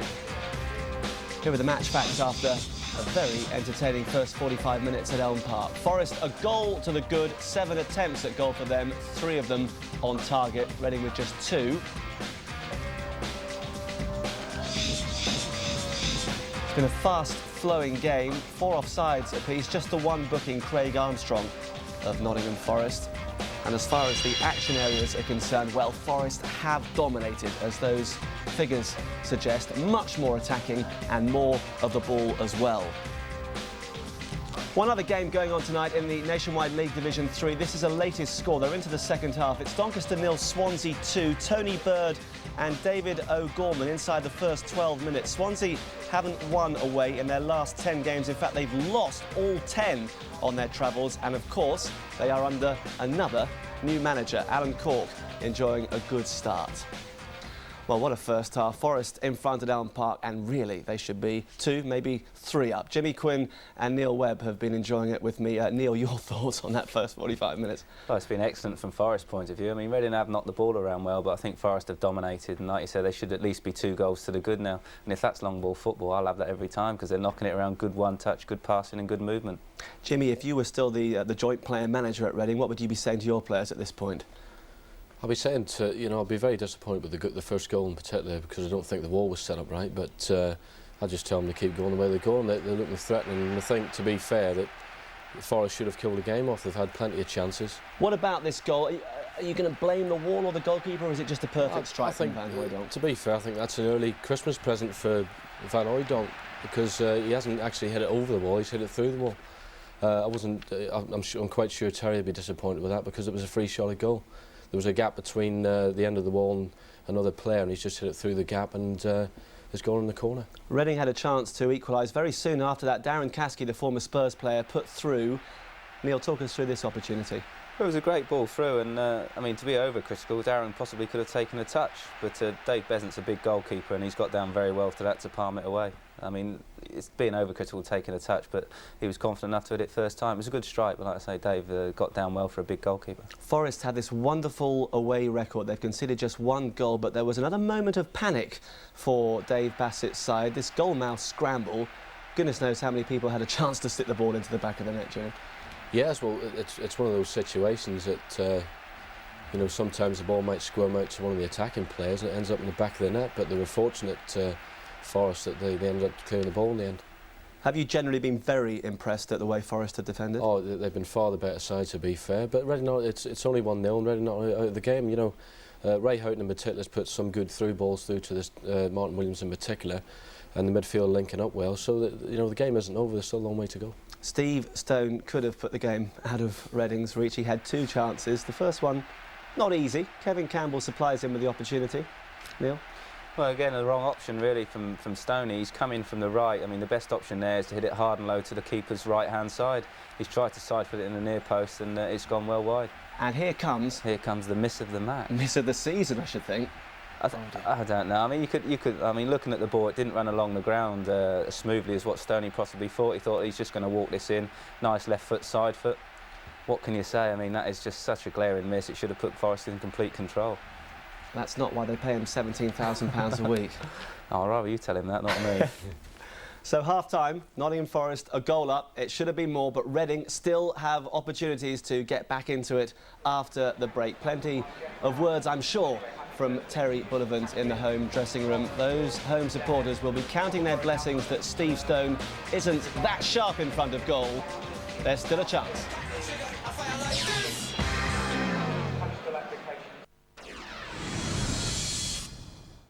Sunday at 6, is it curtains for The Simpsons? Oh my God! Someone's trying to kill me! Oh wait, it's for bars. It's a case of baby love for The Pretender at 7. Jared, you can't keep this child. Somebody threw him in a dumpster. I'm not going to give him to anybody until I know he's going to be okay. I don't want him to grow up alone. At 8, the first of an X-Files double bill. Do you know how much the human body is worth? Depends on the body. A deadly game is played in Chinatown.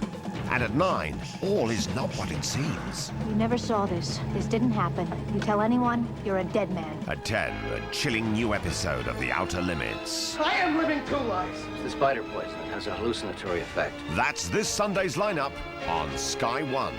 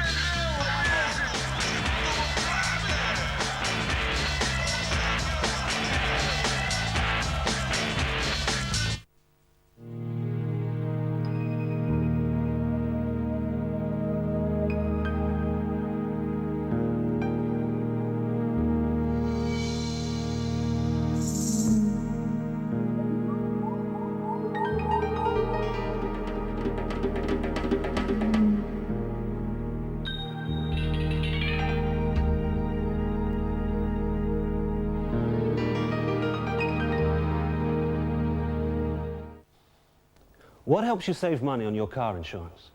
Your no-claims bonus. If only you could build up your no-claims bonus sooner. Well, you can with Admiral. Call now, 0800 600 800. Ask about their bonus accelerator policy and get your no-claims bonus sooner rather than later.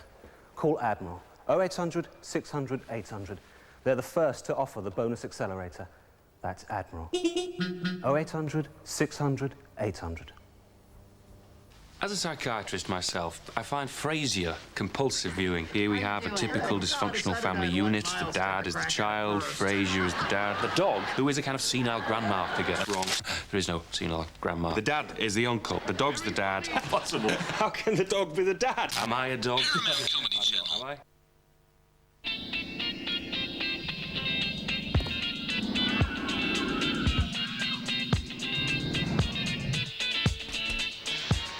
Travelling around the world, one thing has become clear. When we show people what the Pentium 2 processor can do for a PC, they want to get it. Except for kids. Kids already get it.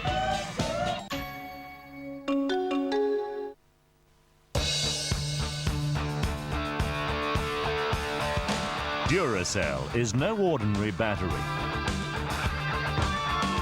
Because Duracell lasts longer, why settle for anything less? Better make it Duracell.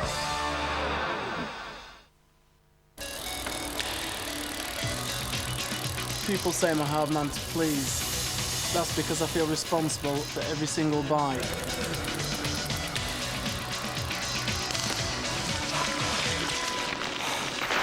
A nice relaxing mud bath. Halfords, we're nuts about bikes. Ian Wright is the greatest goalscorer in the history of Arsenal Football Club. Dwight York was said to be a better cricketer than his longtime friend, Brian Lara. Dennis Bergkamp once supported Spurs and bases his style on Glenn Hoddle. Fact, you can see Arsenal take on Aston Villa exclusively live on Sky. Ford Super Sunday, part of a great football weekend on Sky Sports.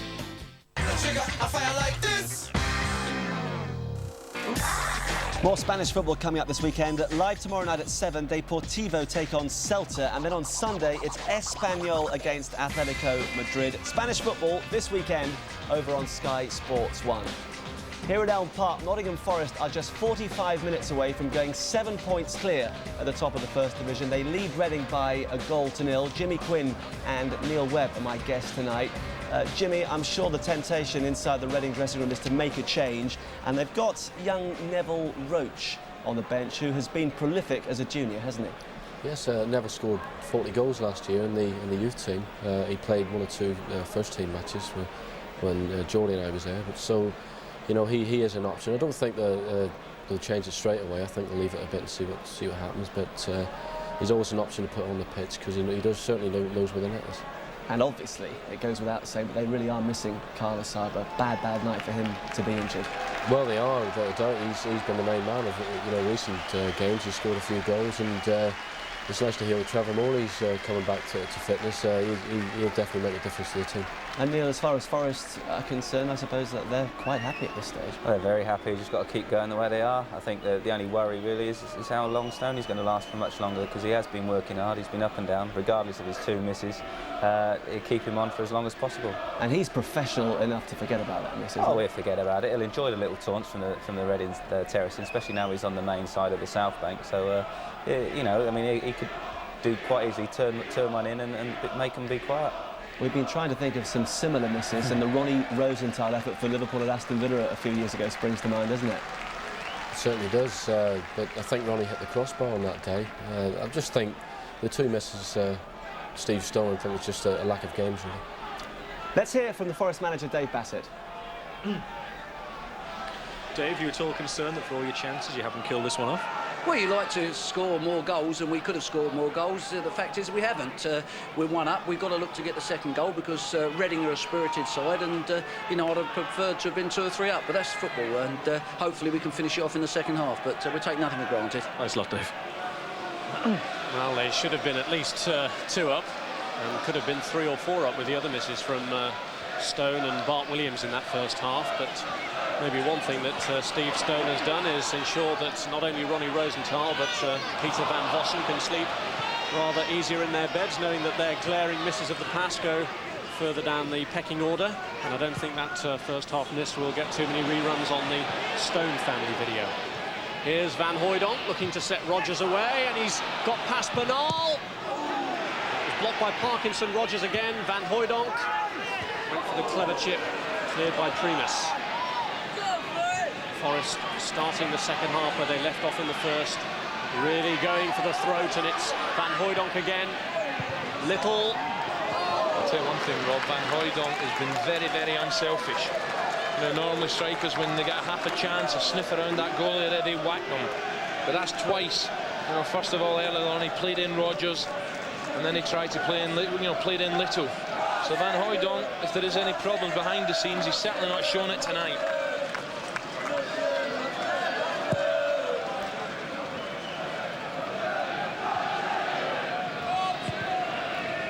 Cooper. Here's Swales.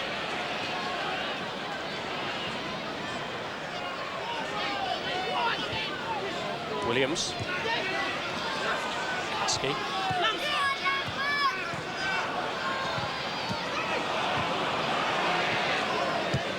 Cooper. Mark Williams has Campbell up ahead. He's chosen the option of Rodgers. Williams to Van Hooijdonk, and handled onto penalty. Primus was standing either right on the edge or just inside, and the referee clearly judged that it was inside. Well, again, the ref's in a great position, but I thought this was very close indeed, and the referee is spot on. Spot on. Good positional sense again. Van Hooijdonk the clever chip, and you can clearly see inside a yard, inside the box. John Branwood again in a good position. Primus has the award given against him. Van Hooijdonk has scored one already, and it's gone in. The goalkeeper made a brave attempt to get there, did get a touch to it, but couldn't keep it out. 2-0. Well, Forest, you have to hand it to them though, Rob. I know Dave's putting the tee, but they come out firing again in all cylinders. Van Hooijdonk goes to the keeper's right, and oh, so unlucky from Moton. Slaps the ground. And Van Hooijdonk, good pen, keeps it low. And the keeper's unlucky. Well, that's a bad start for Reading. And the keeper guessed right, under the body, 2-0. Well, Morton seemed annoyed with himself that he didn't get to that. Yeah, well, Van Hooijdonk kept it low. Had it been, he lifted it off the ground, I think the keeper would have saved that. But no doubt, that was a penalty. Yeah, Van Hooijdonk scoring from the spot. Georgie Kinkladze missed one in a recent game against Reading, but this time from the spot, Forest score. And it's 2-0, and Van Hooijdonk, who scored after 3 minutes of the first half, scores in the 3rd minute of the second. This is just the start Dave Bassett wanted. You know, they have, to be fair, they have passed the ball and great movement. Full of confidence, Forest. And Reading really, for the next 10 minutes, have got to get the foot on, or this could be 4 or 5, I fear. Houghton. Williams. Blocked by Cooper. Here's Bernal. Kasky looking to pick out Williams. That's Chettle to Stone. Van Hooijdonk, who's now on for his 2nd hat-trick of the season. A lot of sides, Rob, especially travelling sides playing away from home tomorrow. In this First Division, I've got to be saying, well, this looks a slick Forest side. Well, can't argue with that, can you? Great ratio. It's a case of now catch as if you can to the rest of the nationwide. Look, a very commanding lead over Sheffield United, even though Nigel Spackman's team have those games in hand. I think Swindon, who are Handley place, will be looking for a little favour tonight off their arch rivals, but it doesn't look as if it's going to be the case. I've been very impressed with, in fact, I'm more impressed tonight than I was against Norwich City when Forest thumped them. Well, they can sometimes be merciless in exposing weakness Forest. They hammered in 4 past Norwich, as they did against Queen's Park Rangers when Van Hooijdonk got his previous hat-trick. Burnell and Bart Williams are just squaring up. I think the ref felt that Bart Williams jumped into Burnell and the elbow was up. But, you know, as a forward player, you're told to jump with your arms up to try and protect yourself. That wasn't too bad.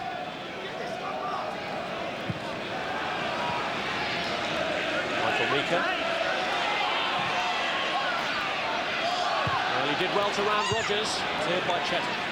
Bernard. This is Gemmell.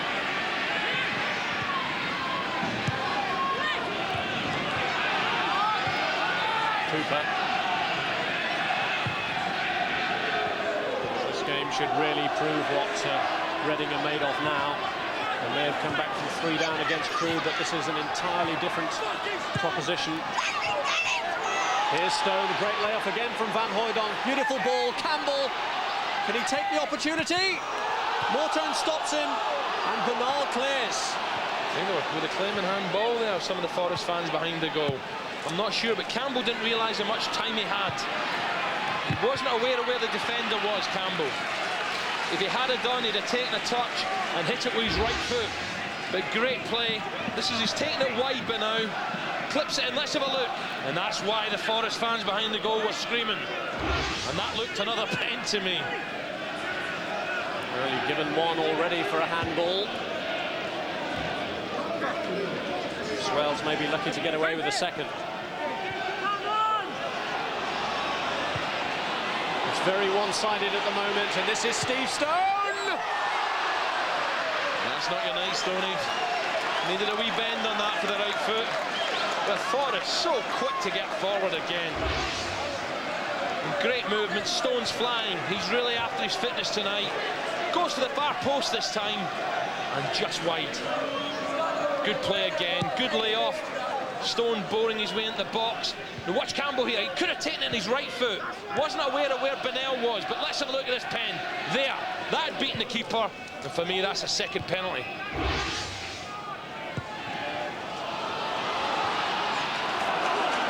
Swales, the man who appeared to handle it. Parkinson.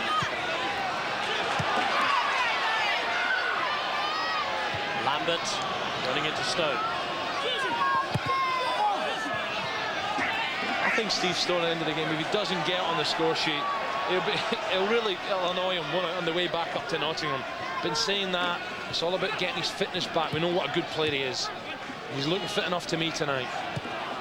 He's a player of great character, Stone. He certainly hasn't gone into his shell since that glaring miss.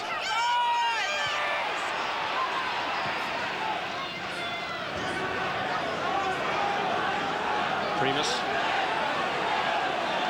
I just wonder, can Reading get one back for a big finale? Bernard. Rogers.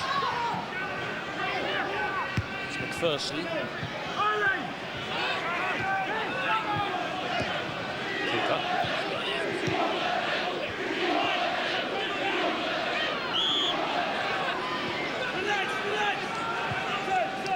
Here's Houghton.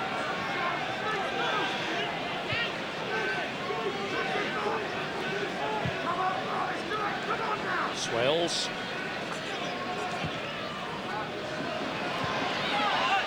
There goes Williams, nothing on in the middle for him at the moment. Players drifting in there now.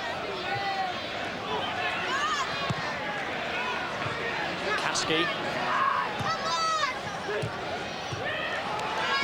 Lambert. Cleared by Check. Defended well for us. Reading just need a little bit of luck in the box. And Beck slips into the box.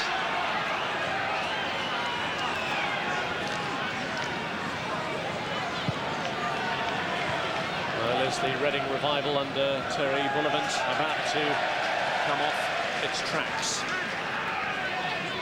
Dave Bassett is a past master at leading teams to promotion. 4 he achieved with Wimbledon, 2 with Sheffield United, laid the foundations at Crystal Palace last year. And Pierre Van Hooijdonk hoping that he can shoehorn another Bassett team to the very top level. Williams giving chase, and Besant decisive and Kane. Oh, wow, has he given a penalty?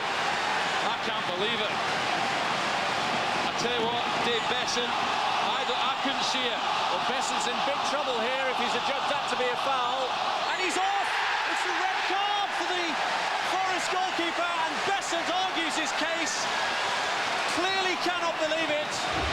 Oh, the referee was having a cracking game. I'm not... that is not a sending off. I'm sorry. Williams, you have to applaud him. He gets there first, but that's not a sending off. Bessent has gone for the ball. Williams gets there first. I'm sorry. I can't see it. What a game we've got now.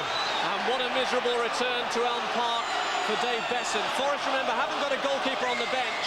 Bessent was here last season with Southampton when they had 2 players sent off in their defeat here on this ground in the FA Cup. And who's going to take the goalkeeper's jersey?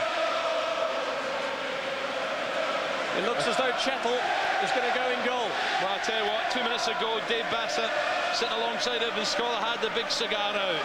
Well, how football changes. But I feel sorry for this big fella. He came, he decided I think Williams might get there, held his ground. Williams, yes, got the ball, collided with him. No wonder he's angry. And there's a scuffle breaking out amongst the players as well. It's really getting nonsensical now, and 1 or 2 getting involved who needn't. Dave Bessent has been removed from the scene of his alleged crime. I feel sorry for him, Rob. But I tell you what, the Reading home fans were very, very good there. They screamed immediately as Chettle took us into goal. Well, if you feel sorry for Bessent, what sort of sympathy must you feel for this man? Steve Chettle is the player who's taken over the goalkeeping responsibility and immediately has to face a penalty that will be taken by Williams. Some of the Forest players have got to calm down now. The referee's given the penalty. Get out of the box and shut up. Van Hooijdonk scored his for Forest. Can Chettle, the makeshift goalkeeper, save this one? It's Williams against him to try and reduce the deficit, and he does. Reading are back in the game. Quite incredible. Just when you need a bit of luck. Well, that was quite incredible. And Chettle, well, he goes to his right, and Williams drives it in. And Reading are back in it. Forest cruising, maybe a bit unlucky, but Williams decides to go for the centre of the goal, and power beats Chettle. No chance, 2-1. Even Dave Bessent would have struggled to save that one, perhaps, from Martin Williams. I'm sure we're going to be reading all about this tomorrow in the press. Chettle looks a bit, well, I was going to say disappointed and dumbfounded. What have Forest got now? Because Reading, their tails are up. Well, Forest crestfallen. They didn't agree with the award of the penalty. They thought the sending off of Bessent was a harsh after effect. And now down to 10 men, and with their lead halved. Dave Bassett wondering about the rapidly changing fortunes of this game. Mika. Armstrong. The players in front of him are really going to have to do a good job for Chettle now. Would you say a little bit of that comeback against Crewe? Quite incredible. Forest could have had 3, 4, and started the second half so well. Van Hooijdonk alongside Campbell, superb. And Williams, who's worked so hard at the other end, gets himself on the sheet. And Chettle, well, he finds himself in between the sticks. Now, what does Dave Bassett do now? Does he think a bit of change? Well, is he regretting the fact that he hasn't got a goalkeeper on the bench? He's discussing matters at the moment with Bobby Houghton. I tell you, he might just have to come off. I think Steve Stone might be the one. Warren Johnson waits in reserve to replace him. Houghton. Here's Van Hooijdonk. Bart Williams. I reckon you're right, Rob, you're saying Johnson. Andy Johnson's the type of player who does get stuck in the midfield. He's a type of holding player who can get in the box. Perhaps if any of the Forest subs were to come on, it would be Johnson. Just when Forest seemed to be cruising, completely knocked out of kilter by the referee's decision. Van Hooijdonk looking to set Campbell away.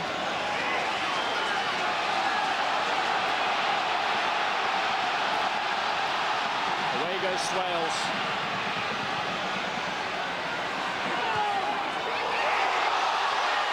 Cooper, who's had to drop back into defence, and he's caught out as Lambert finds Mika. Great defending from Rogers. Superb from Alan Rogers. That could easily have flown into his own net. Roger got across Mika, and that is superb defending from the little fella. Good play from Lambert. Has a look. Great ball into the box. But look at Rogers, he had to get there.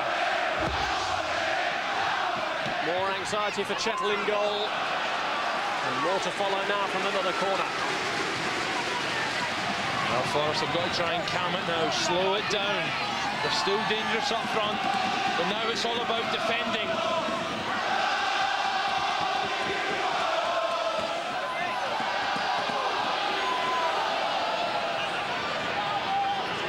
Well, they're piling players in to put the pressure on.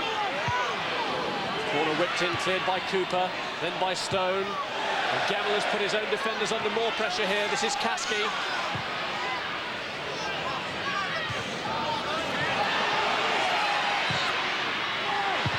Cooper with a headed clearance after Lambert had put in another testing ball. Reading piling bodies in the box now. They sense this could be a tremendous comeback again. It's caution to the win time now for Reading. Mika's high cross again, testing the goalkeeper, and he's up to the test. Big catch, big fella. Williams and McPherson were both piling the pressure on him. It must be so awkward. Centre half 1 minute and then suddenly having to come amongst bodies. And a good catch, good take.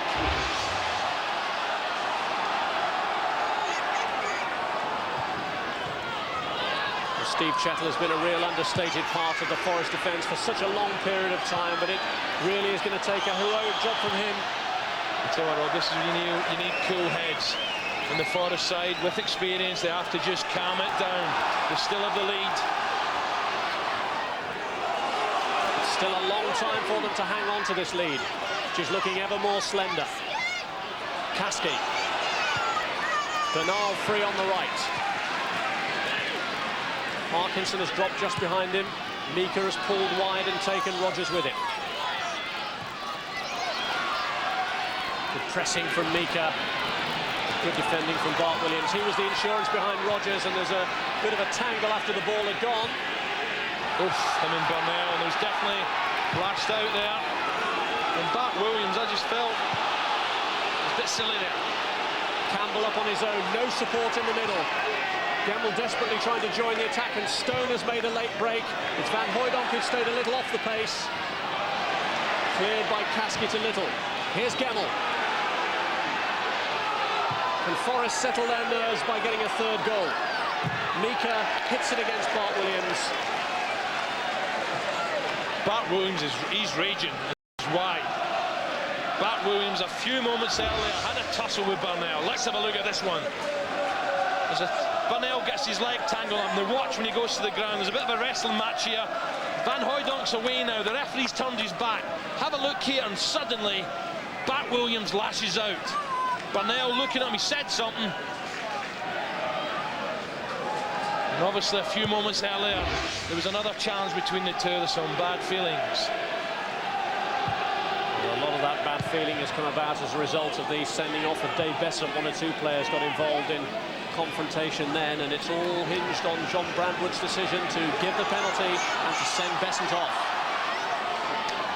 Difficult here, Rob, is referees have to go by the law. But crikey, I've seen a lot worse where there's been no penalty given and no card. Just when he was having a smashing game for me. And now Campbell is away. This is a chance, and that is just the goal that Forest needed to settle themselves. Kevin Campbell, 3-1. Well, he has been a threat, a menace all throughout the match, Kevin Campbell. The confidence is back. Chettle suddenly has a little look up here. Under heavy pressure, Forrest suddenly says, right, let's clear our lines. Thumps it forward. You have to say it's bad defending, but Campbell gets a flick on. But what a glorious finish from 20 yards. This is a belief in Kevin Campbell now. Wins the flick on, goes for his own flick on. The two defenders are left napping, and Campbell fires it low past the goalkeeper. Great finish. And suddenly the bench go wild as Campbell shoots down Reading. Campbell it is who's the goal scorer. But at the other end, here's Lambert. And here's Parkinson. Reading still not giving up hope. There really was 3 defenders against 1, Rob. They'll be kicking themselves after dragging themselves back into the match. And it was the makeshift goalkeeper who turned goal provider. That ball from Chettle was warmly congratulated by his captain, Colin Cooper. But what about the goalkeeper sent off? Dave Besant is talking now with Alan Bentley. Dave, can you visit you when you're sending off? Yeah, I mean, I think it's a scandalous decision. I hesitated a bit when the ball came through, and then I just stood up. And to be fair, he went past me, but he actually stood on my foot, and then it just went down. I mean, the referee didn't give anything. Yeah, we'll have a look at it now. My foot there. I mean, the ref didn't give it, and then Linesman gives it, and then he sends me off. You know, I just think he's messing about people's careers, and I mean, fortunately, we've just got another goal, but it could have cost us drastically, really. Has Steve Chettle played in goal at all? Does he train? He fancies himself a bit of a goalkeeper, and he's done tremendously well. He's caught a cross out of there that I might have headed away. So, thanks a lot, Dave. Well, they'll need Chettle to show all those attributes now. And at the other end, Mortone's goal under pressure. Cooper flying in for the corner. And here is Kevin Campbell. Well, then Forest fans behind the goal cheering Kevin Campbell now. Villain a few weeks ago, now absolutely delighted with the front player. Great finish. Stone. Cooper was racing in, it was a vital header away. Lambert. Swales, this is Gemma. Van Hooijdonk. He's actually been dropping a bit deeper since the sending off, Rob. Williams claiming there that Van Hooijdonk caught him in the face.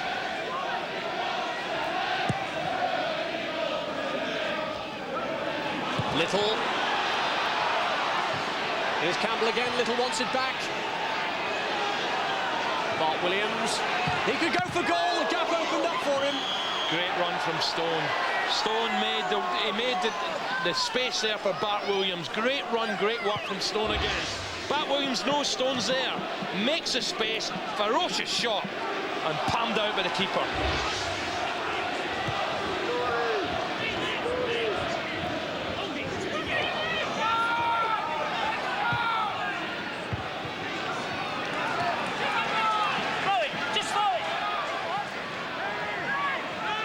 Mika.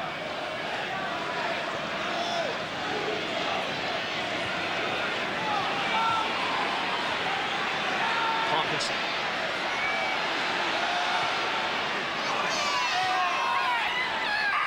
Lambert. Well, into nowhere territory really for Reading, and Van Hooijdonk with the opportunity to set Campbell free. Is that great understanding again, Rob? Van Hooijdonk knew he was on his bike. And he's got support arriving now in the form of Van Hooijdonk, but also in the form of Steve Stone. Van Hooijdonk asks, why wasn't that my ball? But he's still in the box and could be a danger if Stone can feed it. Beyond him and cleared by Kasky, only to Gemmell, who's free. There's a good hit blocked by Kasky.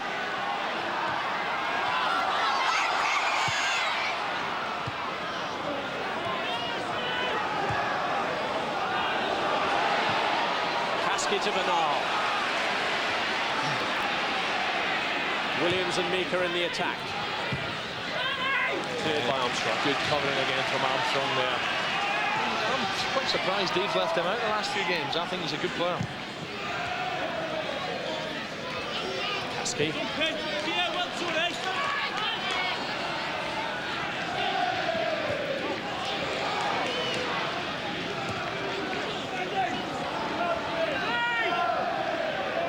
Here's Houghton.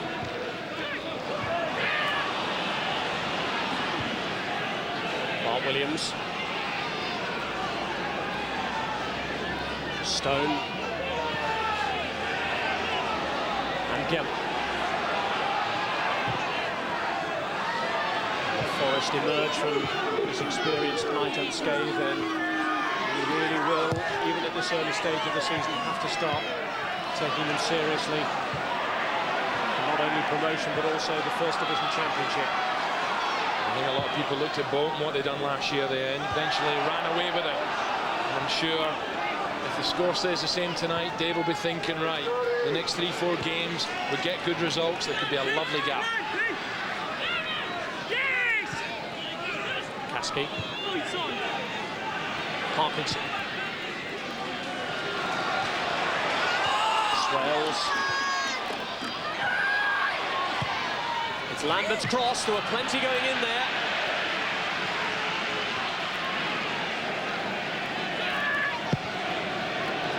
It's a long one from Van Hooijdonk.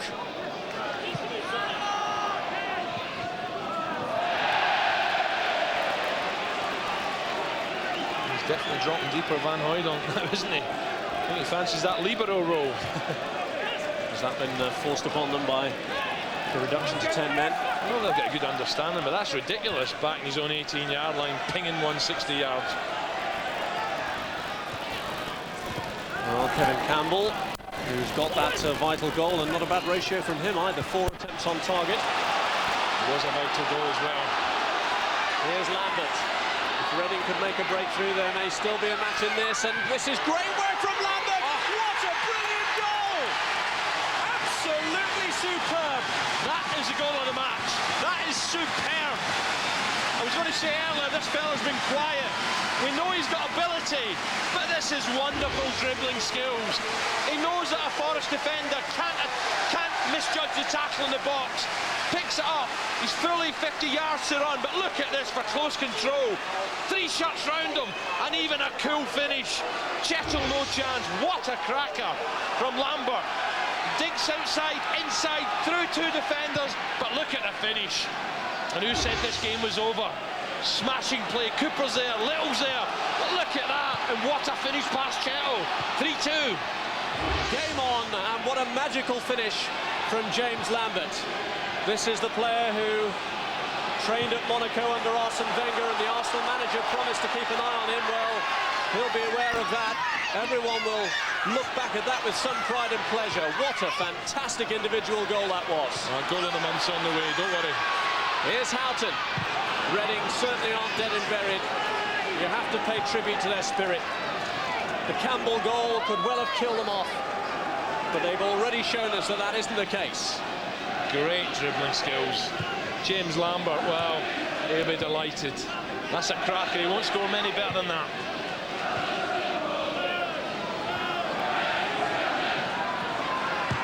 Lambert really one of the players who's had the word potential attached to him for so long, and that potential now coming to fruition. Bernal has been picked up by Mika. Armstrong stretching to clear. Now looking to set Campbell away with another one of those long balls from which he tested Mortone and got past him last time.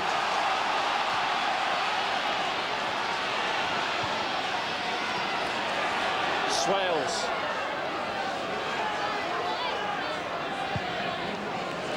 Just over a quarter of an hour left for Reading to complete this comeback. And away goes Bernal again, blocked by Rogers. Bernal again. Oh, Chettle wasn't too sure and had to tip it onto the bar. Lambert driven in again, and Kasky couldn't get there. Here's Houghton, and the flag is up. Williams is offside. Well, what a game this has turned out to be. Oh, and I know where Steve Chettle wants to play in the next 5-a-side. Hey, I'm a keeper, because I thought that had beaten him. Smashing save, Bernal down the left-hand side, right foot volley, a looping volley. Chettle suddenly going backwards, gets a touch, and off the crossbar. Goodness me. Great play. And there's the offside as Reading push forward again. And Campbell in with a chance, and it's blocked by the goalkeeper from point-blank range. Well, Steve Morton, if they get a draw out of this, Reading will go on and win it. They'll have to thank Steve Morton, because Campbell again, a major threat for Forest. Good play again from Van Hooijdonk, slips it in. Good stop from the keeper, pushing it wide. What a game. Swinging from one end to the other, and it's a Forest corner.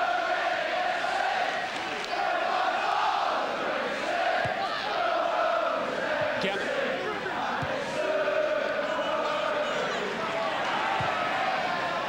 And Gemmell, Morton really wasn't sure. Campbell has gone down in the box. Here's Van Hooijdonk.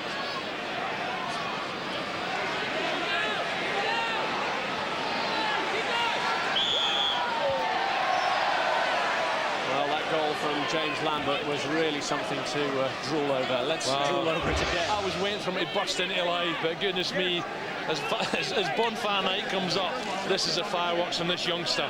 Great dribbling skills, doesn't panic. Forest defenders can't dive in. Even when he gets through, lovely cool finish past Cheto. He'll remember this one for a while. Smashing stuff.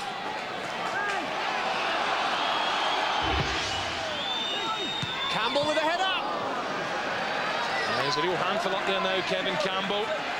Showing his true potential, working hard, good running and a danger.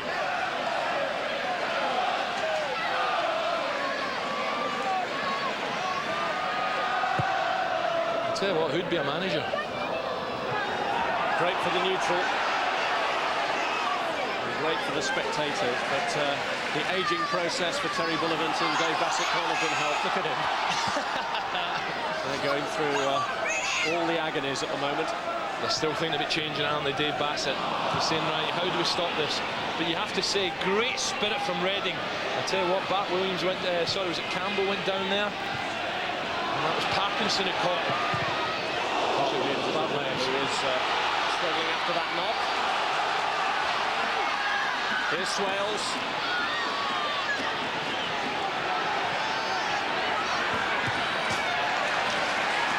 Little getting in the way. Great passion and spirit from Reading.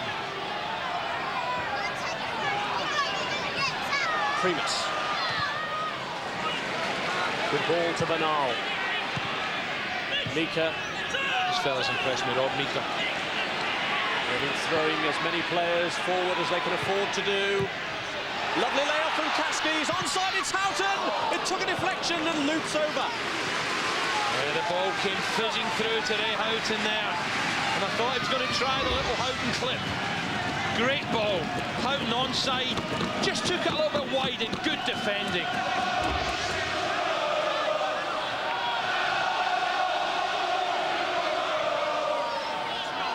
Pouring forward for the corner. Apart from the taker, only Swales completely away from the... Oh, it's a great header. It's there from Primus. He pulled away for the corner. A bullet of a header from the centre-back. And the Reading revival is complete. Quite incredible. Quite incredible. I didn't fancy Reading at set pieces, but Primus, what a glorious header. 7 or 8 yards out. Cheto looks in dismay to his right as that flashes into the far corner. And Reading are back in it. Primus rising, all alone, bullet header, far post, Cheto beaten. And it's 3-3. And what a time to score his first ever league goal. Lynvoy Primus had only ever scored one senior goal before. That was against Barnet and against... That was for Barnet and against non-league opposition in Woking in the Cup. But now he's off the mark in league terms, and Reading still aren't giving up. They'll be going for the win now. Oh, crikey, 10 minutes to go. Oh, this is anyone's game. And Campbell, with Primus now having a 10 to defensive duties. Good turn by Campbell. No messing around from Swales. What Reading have to do now, they'll now claw their way back into it when it was unexpected.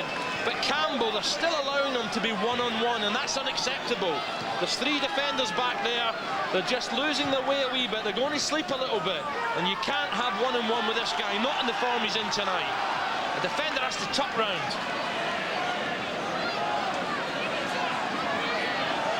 Is there a winning goal in the locker? Cooper will challenge.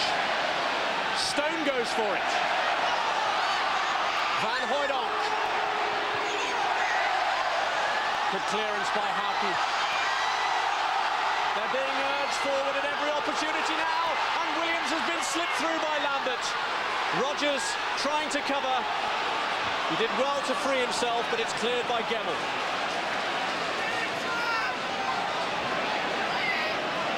Bart Williams. Once again, look, it's incredible. One-on-one there with Campbell. I know they want to get forward and get the winner, but they've got to have 2 against 1 at the back. Houghton. And now Bernal. Mika and Williams in the box this time. Thank God for that, he says, Cheto.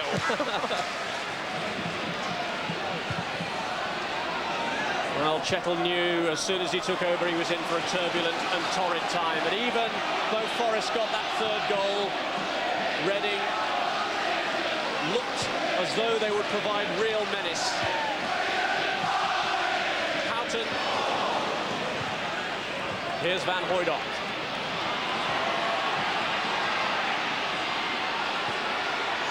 Campbell slipping that one through. So Reading still have to be a little bit careful. I know the adrenaline's flowing now, but Forest are still getting bodies forward quick as well. There still could be a winner from either side. Reading know that the leaders are there for the taking, and the extension of their already impressive run of unbeaten games to 8 is looming large. Given away though by Williams. Here's Stone. A little wide of him, and he spread it too little. Bart Williams couldn't get there. The chase was a vain one. Yeah, Little was very, very fast to give support to Steve Stone. And Bart Williams has made a long run over from the far side. Little felt he had to give him it, but the precision was not there. Anxious times these for the Forest bench. Dave Bassett and Bobby Houghton have been trying to get messages across.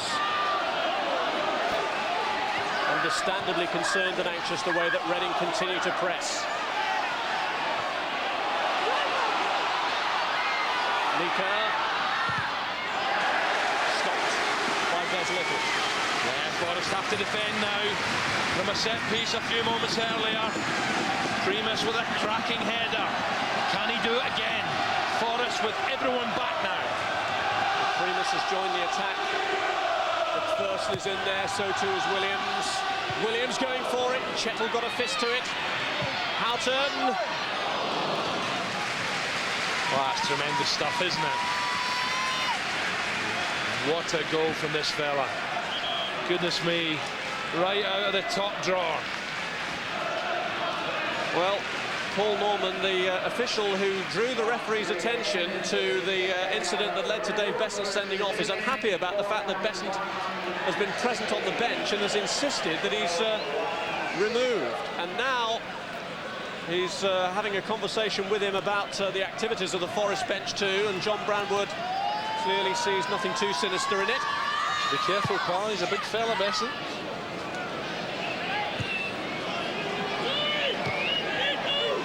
I think that's, no matter what the result is, it's going to be the talking point later and tomorrow morning.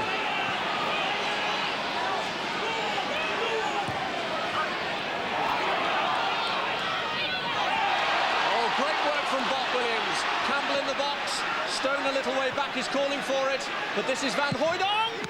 Oh! Oh, what a save that is! What a save!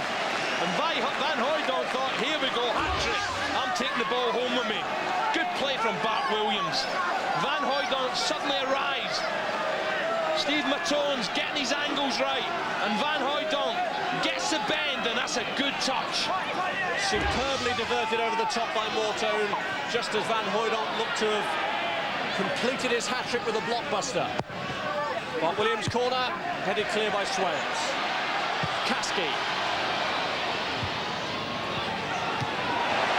Well won by Parkinson, that could be vital. Here's Mika. Lambert, who's already shown his bag of tricks once. Parkinson, Little desperately trying to stick with him and does so. Great defending from Des Little. He's hurt himself in the process, but that is, oh, great defending. That was vital. And Parkinson, what a break he made, Phil Parkinson. Superb. Piling his way in the box, and Little had to get it right. And unfortunately, he's hurt himself in the process. Super play, good ball from Lambert, and Parkinson gets a good touch in the box. Little has to be careful, gets across him, and gets the right foot in. Superb. In fact, it might be Chettle who's done the damage to his fullback, but that's superb defending and commitment from Des Little.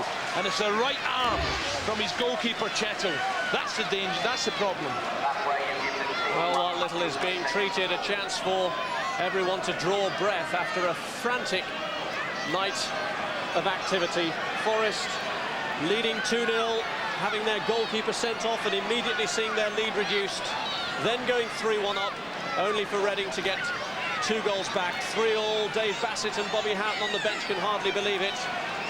They're still having protracted conversations with that assistant referee, whose decision to send off Best they were unhappy about in the first place, and there's clearly some lingering discontent. Yeah, Dave's very, very upset and angry.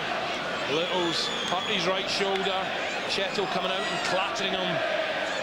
Let's hope that's not a fracture to add to Forrest's woes, because Forrest really were in control, but Reading, great passion getting back into this match, and what a finale we've had.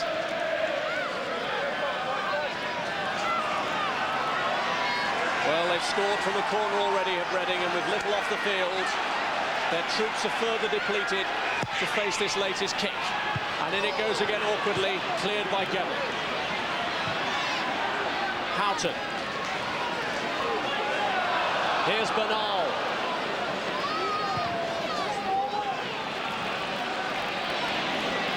Houghton.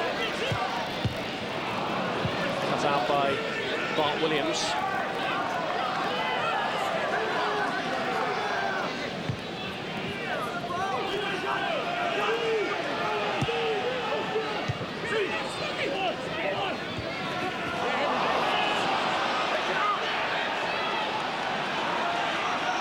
Throw for Forrest, and Gemmell has broken forward, clearly sensing an opening at this late stage of the game.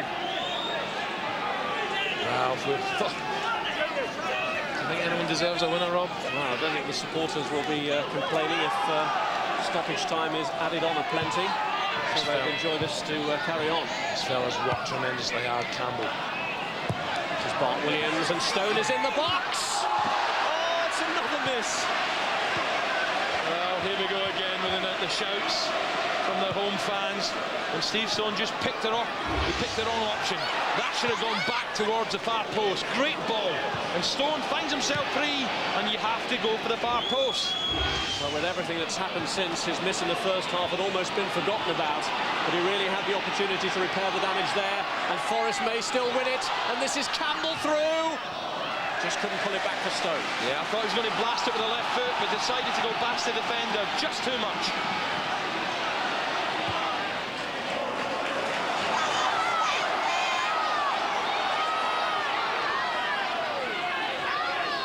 Swales. Williams. Stone. Cleared by Cooper. Campbell the target. And this is Little, and he's got there. Van Hooijdonk going for it!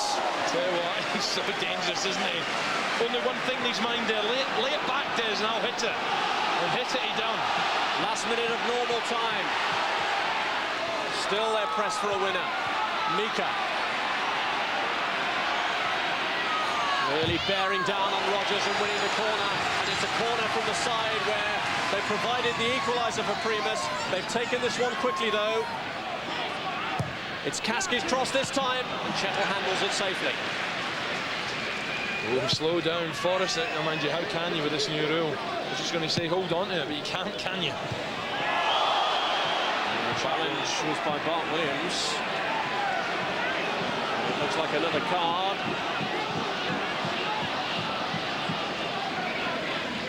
This one, Bart Williams being spoken to by the referee, and the caution seems inevitable. Well, he's been in the wars a little bit, Bart Williams, tonight. I thought he's played extremely well, but he's been mixing it.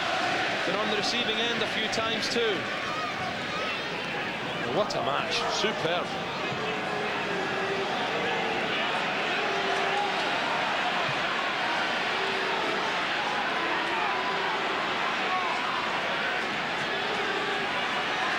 Here's Kaski with the free kick. Headed away by Van Hooijdonk, who slipped himself between Williams and McPherson. Stone, who had a tussle there with Lambert. Here's Houghton. Lined up by Kaski, now that was blocked on the edge by Cooper. Knocked back across towards Primus again! Oh dear, if that had gone in. towering above Cooper to get the header in. Superb. Blocked here, but watch how quickly Reading get the ball back in.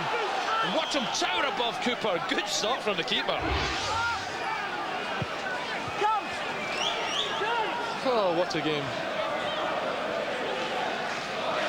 Well, it's been a game to set the pulses racing. It looks as though the spoils will be shared, and bearing in mind the setbacks that both teams have had, Reading's predicament at the start of the game without their leading scorer Saba may be fair. Van Hooydonk have been judged offside. Who's going to be your man of the match, Alan? Oh, I wish you'd pick it this time, Rob. This has been a gem. I thought Lambert was superb. What a solo goal, fantastic.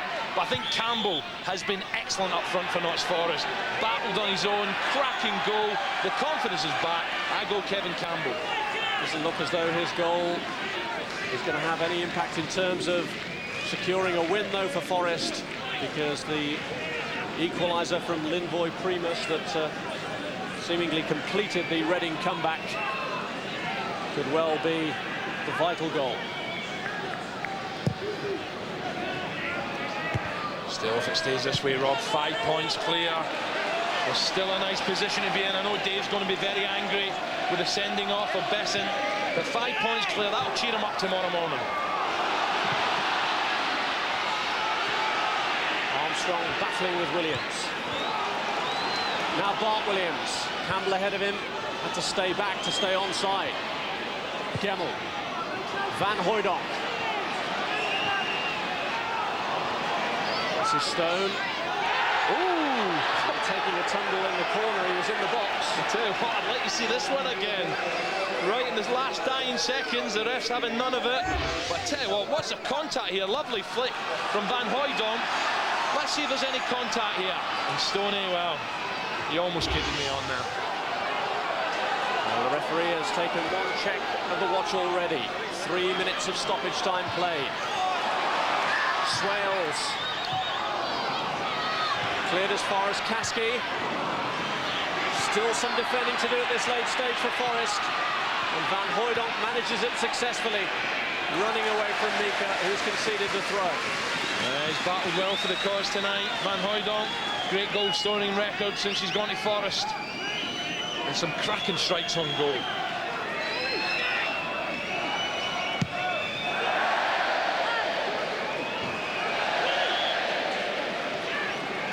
At this late stage in the proceedings, a new match ball call for, and Houghton in possession. Swales, another check on the watch from the referee. Is there time yet for a last gasp winner? Little breaking with it, not getting very far though. Parkinson made sure of that. So there's going to be a few tired legs out there, Rob, when this whistle eventually goes. And none other than Steve Stone. I think Stone's missed glorious chances, but he's got through 90 minutes. And he'll benefit from that. Reading going away for a mini break in Goodwood after this, and following this match they'll need it. Bart Williams, headed clear by Parkinson. Another check on the watch, and the referee brings to an end a compulsive match in which Linvoy Primus's goal completed an unlikely Reading comeback. But really the match hinged on the sending off of Dave Besant, and Steve Chettle had to take his place between the sticks. Forest had no replacement goalkeeper on the bench. Chettle did a manful job, but couldn't keep out the 3 goals banged past him, first by Martin Williams, then quite brilliantly by James Lambert, and then finally the header from Linvoy Primus, which made the goals of Nottingham Forest irrelevant in the end. When Kevin Campbell scored for Forest, it put them 3-1 up, and that was after the sending off of Dave Besant, adding to the goals that had been scored by Van Hooydonk, 1 from the penalty spot. But really the subject of debate surely now between Chettle and John Brandwood is the decision to send off Besant for an adjudged professional foul. Nightmare on Elm Park 2 it's been for Besant. A loser here with Southampton in the FA Cup last season when 2 of his teammates, Benali and Slater, were sent off. This year he was the one who got the red card, and it finished Reading 3, Nottingham Forest 3.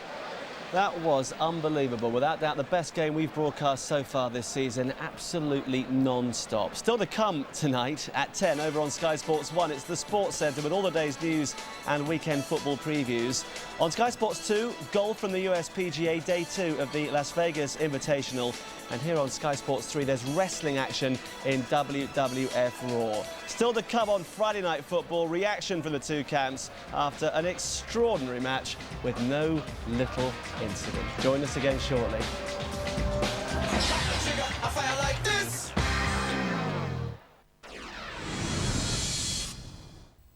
This Saturday, there's a top-class rugby union double. First, it's Leicester versus Bath. Oh, how do you like that? What a try!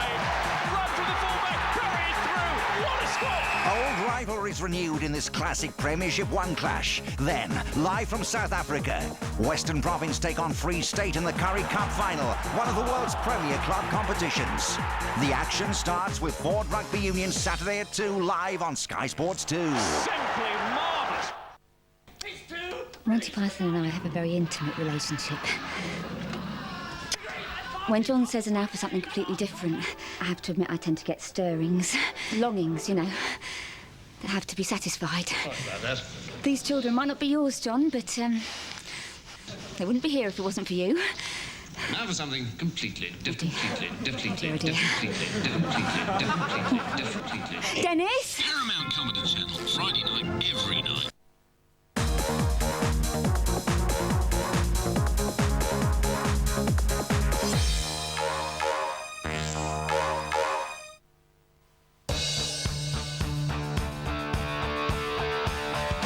Duracell is no ordinary battery. Because Duracell lasts longer, why settle for anything less? Better make it Duracell. Only one credit card accepted in 13 million outlets worldwide can save you money on your British gas bill, get you free BT phone calls or vouchers for Astra or Boots, and help you pay your TV license. Only the cynical believe that goldfish move in small circles.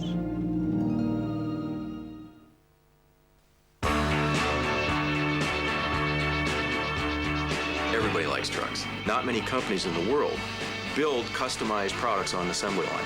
Okay. Oh, it's a Dash 13, yeah. I would tell our competitors today, stay in your manual world. Don't think about utilizing technology, and we'll see you and where you are in about 5 years.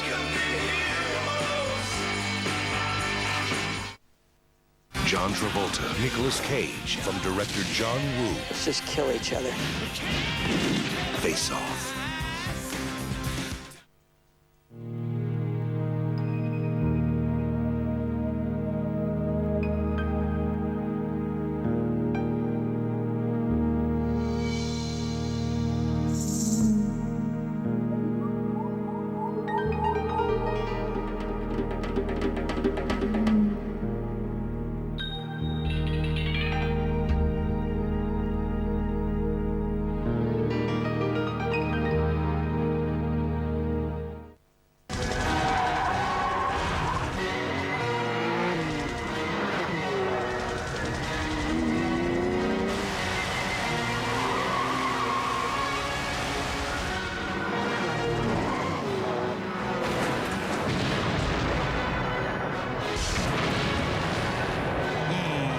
The smell of burning rubber in the morning. Apocalypse Clarkson, his new video. Buy it now. From the multi-million selling series comes Huge Hits 97. The biggest hits of the year. The best in soul and swing, rock and pop. From January to the summer scorchers. Huge Hits 97. The party favorites. The future hits, the current smashes. The biggest number ones are only on Huge Hits 97. Why do they always look so tense? Why do they let that phone ring and ring? And why do they think it's a good idea to charge people for talking to them?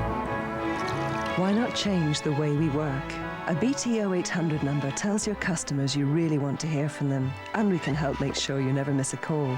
Try 0800 for 3 months for only £25 plus call charges.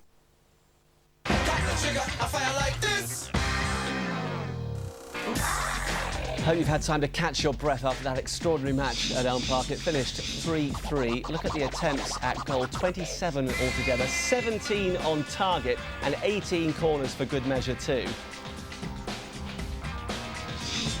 Controversial moments, of course, the sending off of Dave Beasant. We'll talk more about that. 2 bookings, Craig Armstrong and Chris Bart-Williams.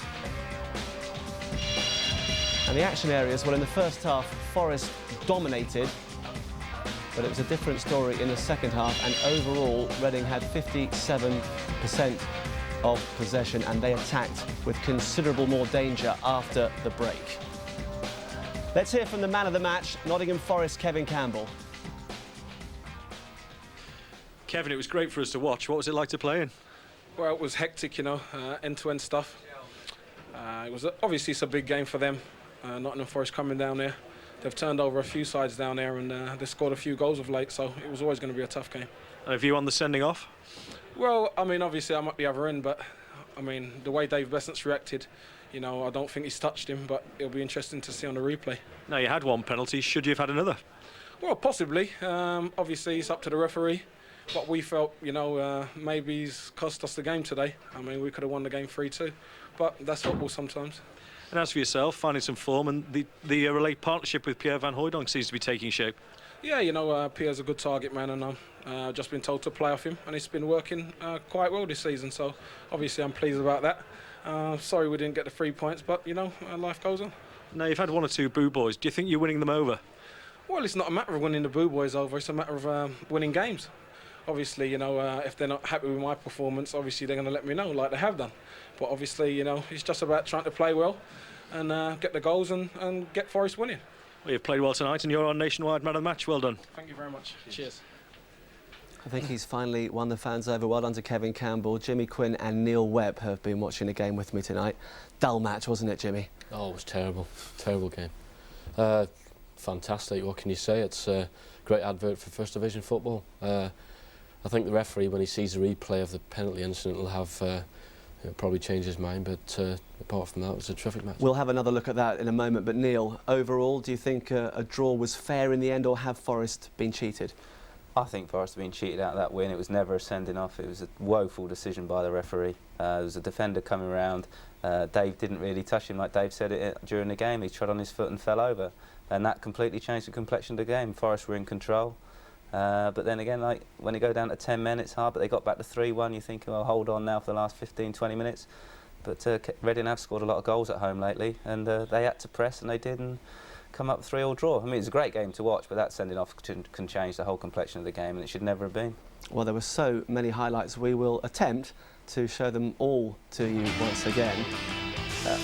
Jimmy, you said before the start you thought Forest were going to be stronger, and when Van Hooijdonk put them in front there with perhaps a slight question mark over the wall, the writing looked to be on the wall as far as Reading was concerned. It certainly did, and you think a team of Forest calibre would have gone on and taken the game by the scruff of the neck and, you know, scored a few more goals. They definitely had enough chances to do that. I think they'd be disappointed in that respect, that they probably had, you know, 7 or 8 more chances than Reading on the night and haven't converted them. Kasky in his white boots shone occasionally. Perhaps he should have equalised there. But we were singing Waxical about Dave Beasant, and up until that key moment in the second half, he didn't put a foot wrong. Chances, though, for Forest to have wrapped it up before half-time. Yeah, sorry. No, I was going to say that was the chance, wasn't it, of all time, that one. I mean, Stoney will regret that one. Is it as bad as it looks, or, I mean, that bobble, and he's on his left foot, is there any excuse? Not really, no. I mean, Stoney, all right, he's been out of the game, but really that should have been in the back of the net. But like Jim said, I mean, they should have had the game wrapped up. They had enough chances to do that before the sending off. You were impressed, Neil, with Van Hooijdonk all night, weren't you? I was impressed with his work rate as well. He was all over the park. I mean, this is the penalty incident as well. You know, it stopped Campbell was going clean through there on goal, and the lad wasn't even yellow carded. So the referee's, you know, he's made 2 completely different decisions on this pretty much similar incidents. But no question, Jimmy, a penalty was the correct decision there. Oh, without a shadow of doubt, it's hit the guy's hand, and as Neil said, you know, the referee again has showed himself to be inconsistent. It's what's good for one's good for another. So what about this moment? I mean, we heard from Dave Besant, he said the player stood on his foot. He couldn't believe he'd been given the red card. Well, he's knocked the ball away there. Dave's turned away, he's not touched him. He has trod on Dave's foot, so he's gone over with that. But Craig Armstrong's, you can see clearly he's trod on his foot. Dave's not pulled him down. Craig Armstrong's still coming there to cover to clear the ball away, so it wasn't a clear-cut goal-scoring opportunity. And Dave's normally quite a cool character. For him to lose his rag like he did tonight, goes to show that the referee got it completely wrong. Dave Bassett somehow kept his cool. Steve Chettle's first job to try and save the penalty, no chance. Very difficult for a non-goalkeeper to go in and face somebody taking a penalty. In fact, Martin Williams has hit the ball straight, but it's obvious that Steve was going to decide to go one way or the other. But it was a terrible season. If he stood in front of it, it'd probably gone straight through his stomach. It was hit with that much power, wasn't it? Well, that's right. That decision definitely changed the complex of the game. Forest then looked to have got themselves completely into control again, but some dodgy defending. Wonderful finish from Campbell. Great finish. He's gone up with McPherson, I think, and there's no cover from the Reading backs there. 1 against 3. Kevin's seen the light of day there, and great finish from him. Like, he's in form, and he looked the part tonight in everything he did. Forest fans before the game were complaining that their side played the long ball too much. That was just about the only time when they really tried it, and they did benefit. And then we had this bit of magic from James Lambert, Jimmy. Well, he's always capable of scoring goals like that. He's got such quick feet, and if he was just a little bit more consistent in his play, he could walk in any Premiership team. It's just that he flits in and out of the game too much. He did when I was there. Me and Mick Goodin, but his talent, there's no doubt in his talent. He's got terrific talent. Well, that's why Monaco were interested, and then it was backs to the wall for Nottingham Forest, and Chettle actually pulls off a great save to deny Andy Bernal on that occasion. That was a good save, because Steve, that's really, it's a great strike from Bernal, and Steve's probably thinking that's going over, then all of a sudden realises perhaps not, and for a centre-back to make that sort of save was tremendous. No chance with a header, though. Very disappointing, the mark in there. I think Dave will have a look at that afterwards and be disappointed that Leroy Primus had a free header at goal. I don't think even if Dave Besant had been in goal, he'd have stopped that one. Well, into the last 10 minutes, and we didn't know which side was going to win. Both had the chances. Forest, extraordinarily, just seemed to keep flying forward. They had no intention of trying to hang on for a point, did they? No, when Reading got back to 3-0 and Forest are down to 10 men, with the last 10 minutes to go, you think, they'd try and kill the game off and say, right, we're happy with the point of 10 men. Reading have got back, let's sit back. But they were rushing to take throw-ins, rushing to take free kicks and corners, and they wanted the win, which I think they deserved overall on the night. All credit to them. Let's have a look at the league table. And Reading are up to 18th place, 14 points from 14 games, and their second 3-3 home draw in a very short space of time. The home supporters cannot complain about a lack of entertainment at Elm Park just at the moment.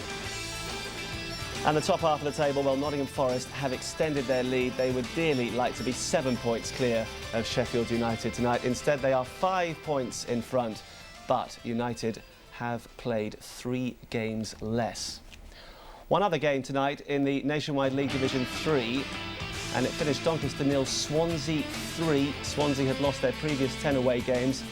It's the first match under the managership of Alan Cork, and he'll be uncorking the champagne. Tony Burr put them in front, David O'Gorman made them 2-0, and Damien Lacey completed victory. And Doncaster are having an absolute nightmare. Still to win without a proper manager since the early season departure of Kerry Dixon. It's a nightmare for them. Well, we can now talk to the Nottingham Forest manager, Dave Bassett, after that extraordinary game. Good evening, Dave. Evening. Well, I don't know where to start. I don't know where to start, but let's talk about the penalty decision first of all. Your thoughts on Dave Besant's sending off? Oh, I think the referee and the officials were superb. They're spot on. They got every decision right tonight. So, I think they should go up to the Premier League as soon as possible. I gather you're not terribly impressed, Dave. Well, I'll let you. You're the experts. You're the judge on everything that goes. You look at it. You have to make your decisions. And I don't even think the referee gave it. I think the linesman gave it, in actual fact. And neither was in a particularly good position. We get a situation where Reading gave a penalty away and the player wasn't even booked or sent off. I thought it was a little bit harsh. I thought there was another penalty for handball after that. But the officials, we've got to get on with it. Possibly it's an evening up situation after the other penalty when they get put under pressure. I don't know. But, I thought they were superb and I should give them 10 out of 10. And Forest, to their credit, seemed to keep going for the whole 90 minutes. You didn't seem to want to sit back and just accept the draw in the last 10 minutes or so. Well, we wanted to win the game. We were in control of the game. We missed one or two wonderful chances. We played very well tonight. We're disappointed. We've ended up with 3-3 draw. But, you know, great entertainment for Sky. You know, you'll probably put our fees up. We certainly will, if we possibly can. Final word about your two strikers, Campbell and Van Hooijdonk, who really seem to be enjoying playing alongside each other now. Yeah, they've done very well, and you know, rightly so. They scored the goals tonight, and but it's a good team performance as well. I mean, all right, we can be a bit critical that we conceded a couple of goals when we were leading. You know, one from a set play, and we didn't defend James Lambert that well. But it's easy to pick on that. But tonight was an emotional night, and you know, when people make decisions, it becomes an emotional game. Well, you're 5 points clear at the top tonight. Well done, Dave. Thanks for talking to us. Pleasure. Dave Bassett, clearly not terribly impressed with the officials. Jimmy Quinn, Neil Webb, I know you've enjoyed yourself tonight. Thanks very much, and Jimmy, good luck, I think, against Torquay for Peterborough in Division 3 tomorrow. Thank you. Well, some game tonight. It included the good, the bad and the ugly. But at the end of it all, Nottingham Forest are 5 points clear of the rest. Goodbye.